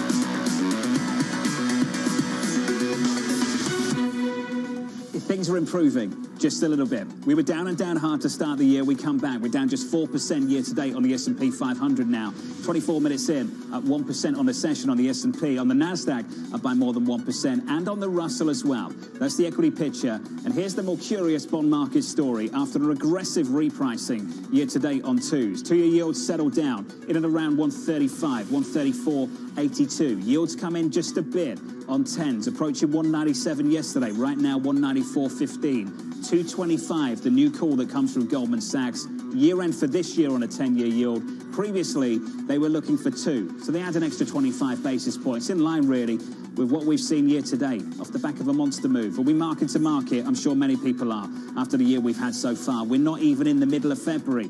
In the Italian debt market, switch at the board, it's been an even bigger move for BTP yields over the last 8 days. 7 days, yields high, yields high, yields high. You get the picture. Today, yields in 4 basis points, and a bit of pushback from an ECB official about how quickly they might tighten and how much work they might do through this year and into next. So yields in Italy, that helps us out just a little bit. 180 on 10s, and euro dollar positive, a 1/10 of 1%. Euro dollar 114.30. That's the price action on both sides of the Atlantic. Let's get to the trading diary. Wholesale inventories coming up at the top of the hour. Plus, we'll hear from the Feds, Michelle Bowman and Loretta Mester later today. Look out for the Fed speak. President Biden sitting down with utility CEOs to discuss Build Back Better at 2:30 Eastern.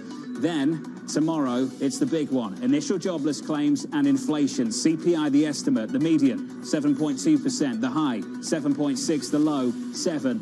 The consensus, we're looking for a 7 handle tomorrow. Will we get some kind of surprise, upside or downside? Then Friday, consumer sentiment. From New York City, for our audience worldwide, this was the countdown to the open. Thank you for choosing Bloomberg TV. This is Bloomberg.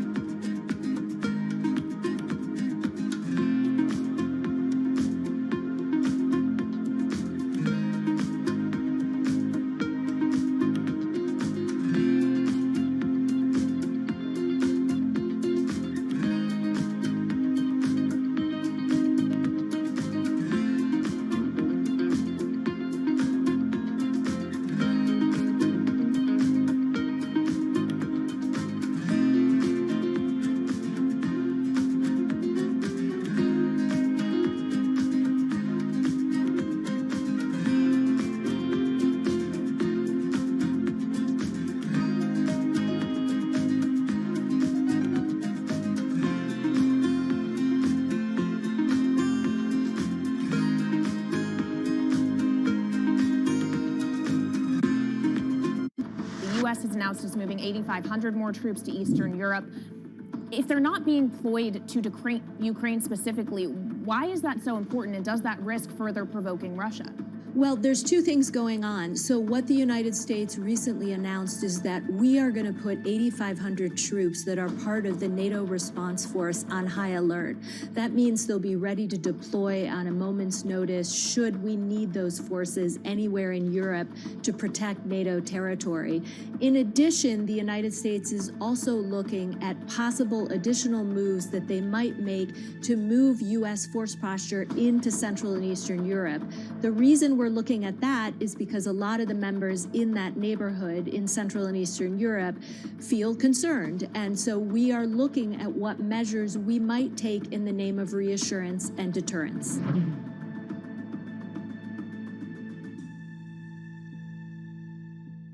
Lots happening on Wall Street. It's the basic law of economics. The Fed is telling us this is transitory. Need to catch up? This is Bloomberg Wall Street Week. I'm David Weston. We've got the information and insights. David, you just hit the nail right on the head. From businesses most influential and instrumental. And that's the way you run good risk management. We need to invest in our systems. Bloomberg Wall Street Week premieres Friday with replays all weekend on Bloomberg Television and Radio.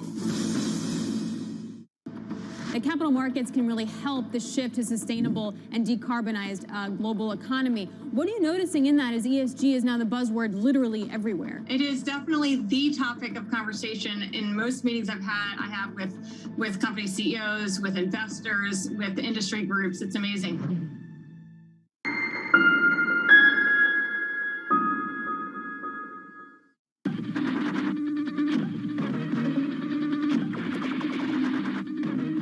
Pepsi's Number Fever campaign in the Philippines has probably gone down in history as one of the biggest marketing disasters in history, mainly because of a human error that led Pepsi to print more winning caps than they planned. The resulting chaos caused riots, civil unrest, and even deaths. Reporting this story took over a year, and it resulted in me flying to Manila in the Philippines to meet unlucky winners and to find out exactly what happened back then in the 1990s.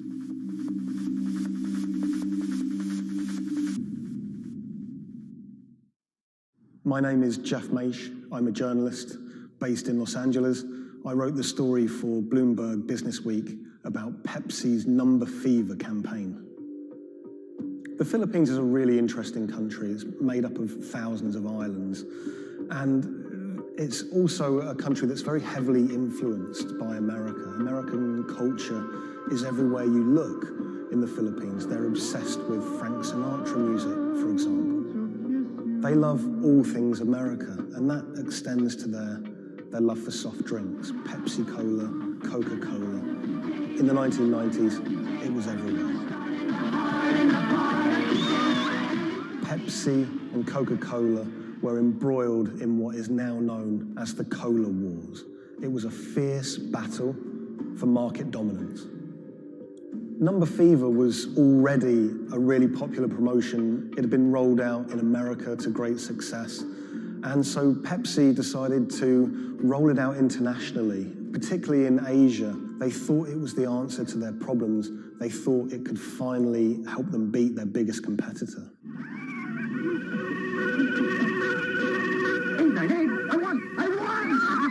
Look for the winning number in sari stores every day, also on TV, radio, and newspapers. You could be a millionaire. $1 million pesos, or $68,000, doesn't sound like a lot now, but in 1992, that was a phenomenal amount of money. You've got to remember that in the Philippines at the time, the average monthly income was about $100, so $1 million pesos was wealth beyond anyone's wildest imaginations. Number Fever caught fire in the Philippines. Kids were saving up their pocket money to buy a bottle of Pepsi. Parents were squirreling away all of the bottle caps in bags. You would walk down the street and people were going through trash trying to find discarded bottle caps. It was a national phenomenon. Pepsi boasted that half the population of the Philippines was playing it. Number fever boosted Pepsi's sales every month from $10 million to $14 million. It had a huge impact on Pepsi's bottom line. Number fever quickly became number hysteria. Maids were being jailed for stealing their employers' winning bottle caps. There was even some murders over winning bottle caps. People were fighting in the streets over these caps. There were signs that there were going to be problems with number fever very early. Pepsi had rolled out the competition in Chile, and a garbled fax had caused some kind of problem with the winning number. They'd announced the wrong one in Chile, causing riots. There were signs that there could be big problems ahead if they didn't keep their eye on the ball. So in 1992, Pepsi decided to extend the campaign in the Philippines, and they announced that the competition would go on for a few more weeks. One night, on the television news, they announced the latest winning number, 349. The problem was, 349 had already been allocated as a non-winning number in earlier campaigns. So there were literally hundreds of thousands of bottle caps with 349 just floating around the Philippines. Hundreds of thousands of people all across the Philippines, thousands of islands, were finding winning bottle caps. 349, 349. Some people had 10 lucky 349 bottle caps. People were dancing in the streets, celebrating. They thought their problems were over. They were millionaires. It's still not certain exactly how many winners there were of lucky 349 bottle caps, but we know that Pepsi printed over 600,000 of them. Pepsi realized very early that there was a problem. Hundreds of people started arriving at their bottling plants with their lucky bottle caps. They realized something was seriously wrong. Pepsi tried to solve the problem by offering a small token donation to anyone that brought a lucky bottle cap to their bottling plant. But it wasn't enough. People didn't want just a handful of pesos. People wanted their million-peso prize. Within a year, violent protests and riots outside Pepsi factories would leave dozens injured and 5 people dead. At one Pepsi factory in the Philippines, a grenade was thrown through the window. It killed 3 Pepsi employees. Anacita Rosario was a school teacher living near Manila in the Philippines. She was one of the tragic victims of this whole thing. She was walking to a nearby store to buy some rice one day when a Molotov cocktail was thrown at a Pepsi truck in a violent protest. It bounced under the truck and exploded. It killed her and an innocent bystander who was just a child and injured many others. When I was in the Philippines, I tracked down Anacita's daughter, Cindy, and her husband, Raul. It was clear to me that they were still very upset by the whole thing. You know, a family had been ripped apart by this competition. And Raul told me that he'd never remarried. He'd told me that he'd gone to meet Pepsi executives after his wife was killed. And he was angry. He said to them, you know, this wouldn't have happened if it wasn't for you, if it wasn't for number fever. The biggest revelation from my reporting was rumors that Pepsi was somehow involved in bombing their own trucks. I found a newspaper report with a headline that said, "Pepsi goons bomb their own trucks." And when I visited the MBI, the police department in the Philippines, they presented me with documents and interviews with people who claimed that Pepsi had paid them to cause riots and to cause trouble outside their plants in order to destabilize the situation and to frame the owners of the coalitions that were fighting them to try and curry favor. I just thought that was so shocking. And of course, Pepsi denied it, but how bizarre that a company would be accused of bombing their own trucks.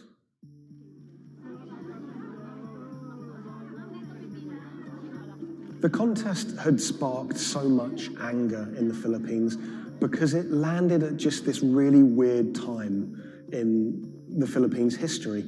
It was during a crazy election that was racked with allegations of fraud. The Philippines was in a kind of love-hate relationship with America. They loved, obviously, the American aid and finances that was pouring into the country, but at the same time, they yearned for independence. They wanted to be their own country. Vicente Del Fierro was a local preacher living in Manila, and he hated the Number Fever campaign. Del Fierro thought Pepsi's Number Fever campaign was just one of the many ways that America was asserting its dominance over a third world country. He hated seeing his fellow countrymen get ripped off, in his eyes, by this huge multinational American company. He wanted justice. Del Fierro rounded up over 800 winners of 349 bottle caps, and he got them all together to sue Pepsi for over $400 million to be divided between those holders of lucky bottle caps. Del Fierro took money from some of the people who could afford it. They paid him 500 pesos to help with legal fees. But for people who couldn't afford the money, he would just represent them pro bono. The alliance is to build up pressure on Pepsi. And so you see people marching in the streets. So we have mounted our own campaign, even in the U.S. He flew to America and he hired two consumer lawyers here in America to take on Pepsi. He had a meeting at Pepsi's headquarters to try and resolve the problem, but he said he wanted to take it all the way to the highest courts in America. When those cases were heard in America, those courts decided that this was a problem that should be heard in the Philippines, not in America. Back in the Philippines, Del Fierro continued his case in the Filipino courts. At one stage, there were arrest warrants handed out for 9 Pepsi-Cola executives, which he saw as a big victory. We don't know if those arrest warrants were ever upheld, but it made newspaper headlines across the country. Pepsi did not take kindly to Del Fierro's campaign. They tried everything to shut him down. They sued him for libel. My father had to attend 3 times a month for a branch 145 and another hearing for the branch 113, also 3 times a month. Also, there was a time my father was hospital due to heart failure. Still, he had to attend the 2 branch hearing. Otherwise, for not attending, the judge will issue a warrant of arrest to my father. My father passed away January 13, 2010. After staying for almost 1 year in the hospital, he died of complications due to heart failure. After the death of my father, I was inspired to do the website. PepsiCo will be remembered for what they did to the consumer in the Philippines and to my father. When I reached out to Pepsi for comment for this story, they claimed that they didn't have access to anyone who was working at Pepsi that was around in those days. They also said that during COVID-19, they didn't have access to their documents about this, but you know, they were very careful to say that they were sorry for everything that happened, and we do know that Pepsi did try everything to try and make this right. The Pepsi Number Fever disaster cost the company millions. We know that they paid up to $10 million in those goodwill payments, but the financial effect could be much greater. After the disaster, we know that Pepsi sales dipped. They were overtaken by Coca-Cola again. Pepsi's Number Fever disaster changed the legacy of that soft drink in the Philippines forever. Some people of a certain age won't touch it. For many people, Pepsi is a taboo word. A lot of the people that I spoke to were still quite traumatized by their experience, by that experience of winning 1 million pesos, losing it, and then returning to their normal life in poverty in Manila.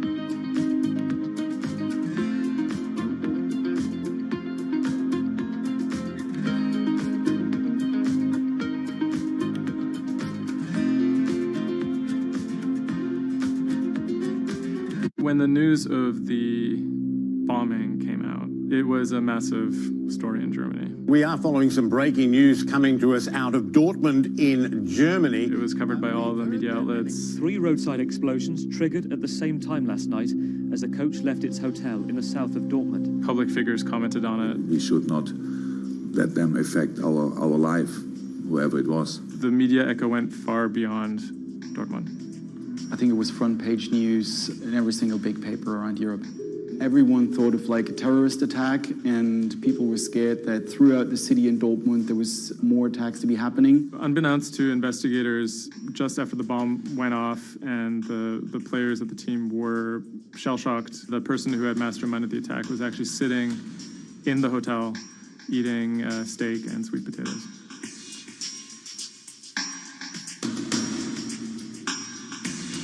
My name is Thomas Rogers. I'm the journalist who wrote the article, The Get-Rich-Quick Scheme That Nearly Killed a German Soccer Team.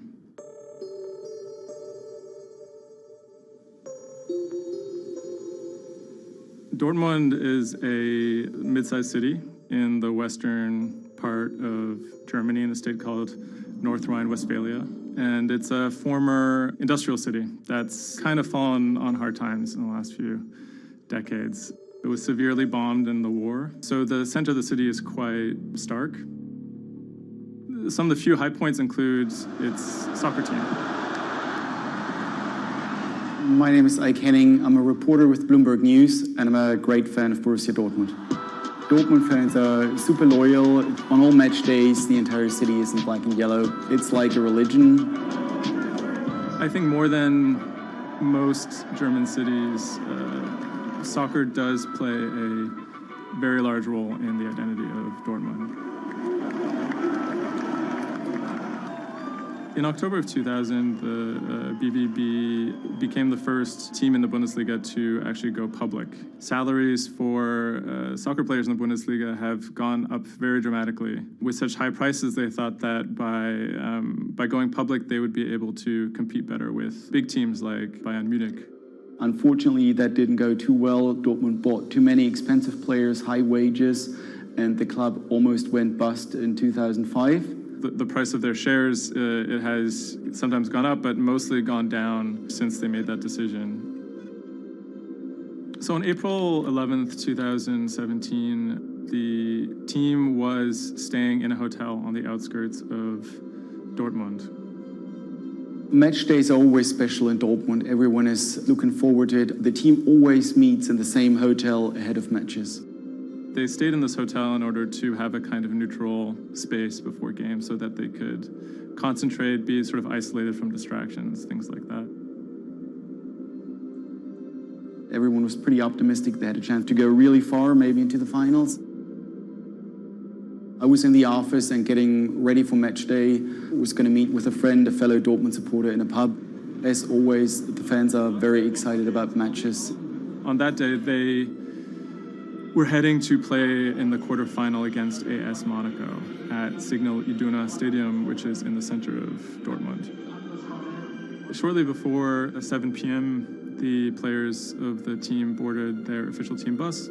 When the bus took off the parking lot of the hotel and turned on the street, there were three detonations, 3 bombs that exploded and hit the bus of Dortmund. 3 explosions occurred close to the Borussia Dortmund team bus. The B team bus had just left the hotel. The explosions destroyed 2 windows in the rear part of the bus. People screamed, people jumped to the ground. The fellow Dortmund fan I was supposed to watch the match with, he called me and said, turn on the TV, there was an attack on the Dortmund bus. And I thought he was like, that was impossible.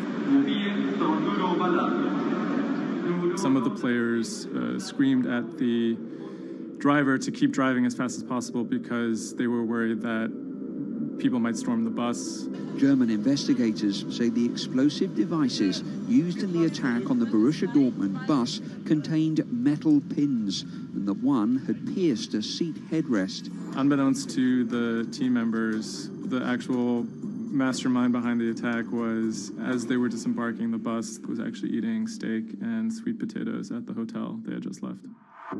Authorities are attempting to verify a letter left at the scene claiming jihadists were behind the attack. Because there had been a series of attacks by Islamic terrorists in Germany and Europe, there was widespread suspicion in the media that this was another Islamic terror attack. 3 letters were found at the site of the bombing that took credit for the attack on behalf of Islamic State. There were, however, reasons to doubt this particular narrative. Would actually be a surprise if ISIS were actually part of this attack. Possibly could be a ploy by other groups like the far right wing to try and shift the blame. The letters had some strange qualities. They were written in a strange German that used big, sophisticated words, but had basic grammar mistakes, as if someone was native German speaker but pretending to be a foreign person. Federal investigators have detained 1 man suspected of links to Islamist terrorism, one of 2 suspects whose apartments were raided this morning. Shortly after the bombing, a man in Austria named Rudolf, who was a big BVB fan, he noticed that something strange was going on the stock market related to the team's shares. He emailed the lawyers of BVB, who then forwarded that email on to investigators. The email stated that someone had bought 60,000 BVB put options, a wager that the value of the shares of the team would fall below a certain amount at a certain date. Why would someone buy that ahead of a match and then 3 bombs go off? Something isn't right here. For the person to make money off of that, it required the stock to go down quite a bit in a fairly short period of time. And it wouldn't just be the team losing a match, it would require something much bigger than that. There was another big red flag about this purchase, which is the fact that it had actually been made, number one, on the day of the bombing, but also from an IP address that had been traced to the actual hotel where the bombing had taken place. When 3 explosions targeted the bus carrying the Borussia Dortmund footballers on April the 11th, written notes left at the scene claimed the attack was the work of ISIL. The truth, as is now alleged, is remarkable. On April 21st, the police arrested a man in a southern German city called Tübingen. He was on his way to work, and his name was Sergei Venegold. He seemed like an unlikely suspect because he had no known connections to the Islamic terror world. He didn't seem like a far-right extremist. He didn't seem like a left-wing extremist either. He seemed to be a completely unremarkable young man. A 28-year-old German-Russian man, named only as Sergei W., stayed in the same hotel as the players on the night before the bombing. He specifically requested an upper room overlooking the bushes where the explosive devices were hidden. The media dissected why he would do that, what was his past. He had been inspired by the 2015 terror attack in Paris. And he noticed that in the aftermath of the attack, the stocks of French companies went down. And he believed that if an attack took place that was directed at a specific company, that the decrease in stock price for that company would be even more dramatic. It never occurred to anyone that someone would do that out of greed. We now know that the suspect bought 3 different derivatives on the Borussia Dortmund shares. With all these derivatives, he bet on falling shares. The suspect bought the majority of these financial products on the 11th of April, the day of the attack. If the plot had been completely successful and the stock had reached a value of 0, Venegold would have made up to 570,000 euros, or the equivalent of about $608,000. Ultimately, the plan completely backfired. The attacker, Sergei Venegold, didn't make any money. In fact, he lost money. In court, he would be extremely quiet. He usually kept his hands clasped together. One of the lawyers actually commented that he had never seen a defendant act so calmly. Venegold had served some time in the German military. From that information and from online research, he was able to figure out how to assemble remote detonated bombs that would do what he hoped to do. There were a few days of extremely emotional testimony, including the soccer players who described doubting whether or not they could ever play another game again. It brought everything back up, and it didn't quite help them to kind of process what was going on. Throughout it all, he sat there completely silent. The big mystery that was swirling around the trial was the question of why he may have simply done it because he wanted to impress a woman. Rebecca is a young woman who has a very troubled home life. She ultimately sees her relationship with Weinergold as an opportunity to leave that troubled home. Weinergold is a Russian immigrant to Germany. He speaks with an accent. He has anxiety in large groups of Germans. She begins to resent the fact that he has these fears and feels a little bit trapped. Rebecca attempts to dump him on multiple occasions, and he threatens to commit suicide if she leaves him. Weinergold apparently told Rebecca that she would soon be seeing a surprise. After being dumped via text message, he apparently began planning for this attack in earnest.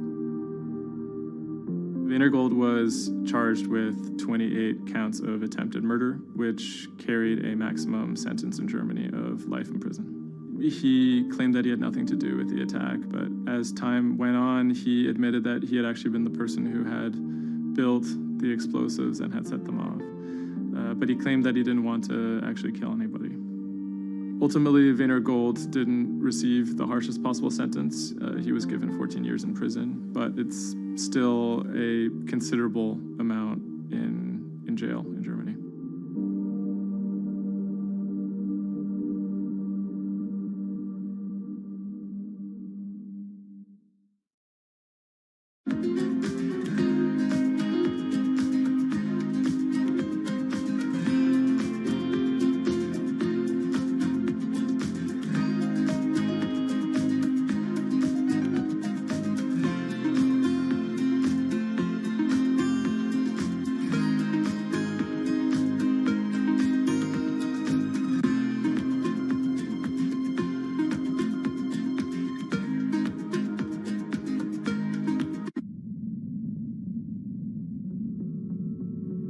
The threat of an asteroid hitting Earth is very real.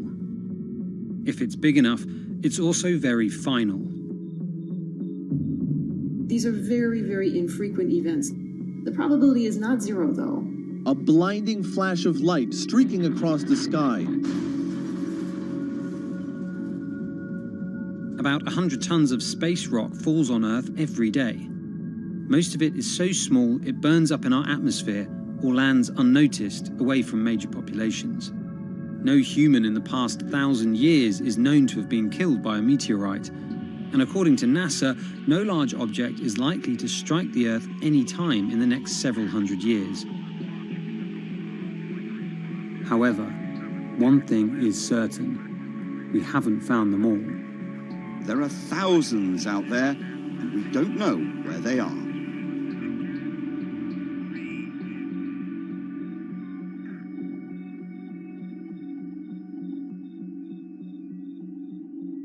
There are a lot of asteroids in our solar system. They number in the billions.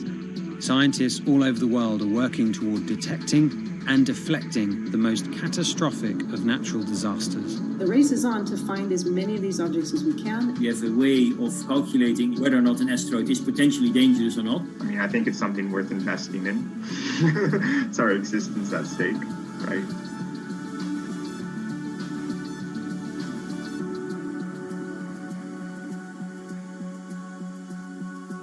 Amy, let's get this one out of the way. It's probably the question you get asked the most, but how scared should we be? Asteroids and comets are a natural hazard that's out there like a lot of other natural hazards. These are very, very infrequent events, these collision events, where an object actually impacts the Earth. The most important thing that we need to know about asteroids is when the next impact is going to happen and how bad it will be.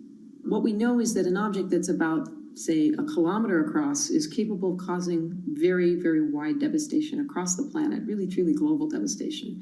The object that wiped out the dinosaurs was somewhere in the neighborhood of 5 to 10 kilometers across, so even bigger than that. At a kilometer, it's still going to be very bad and will have global effects.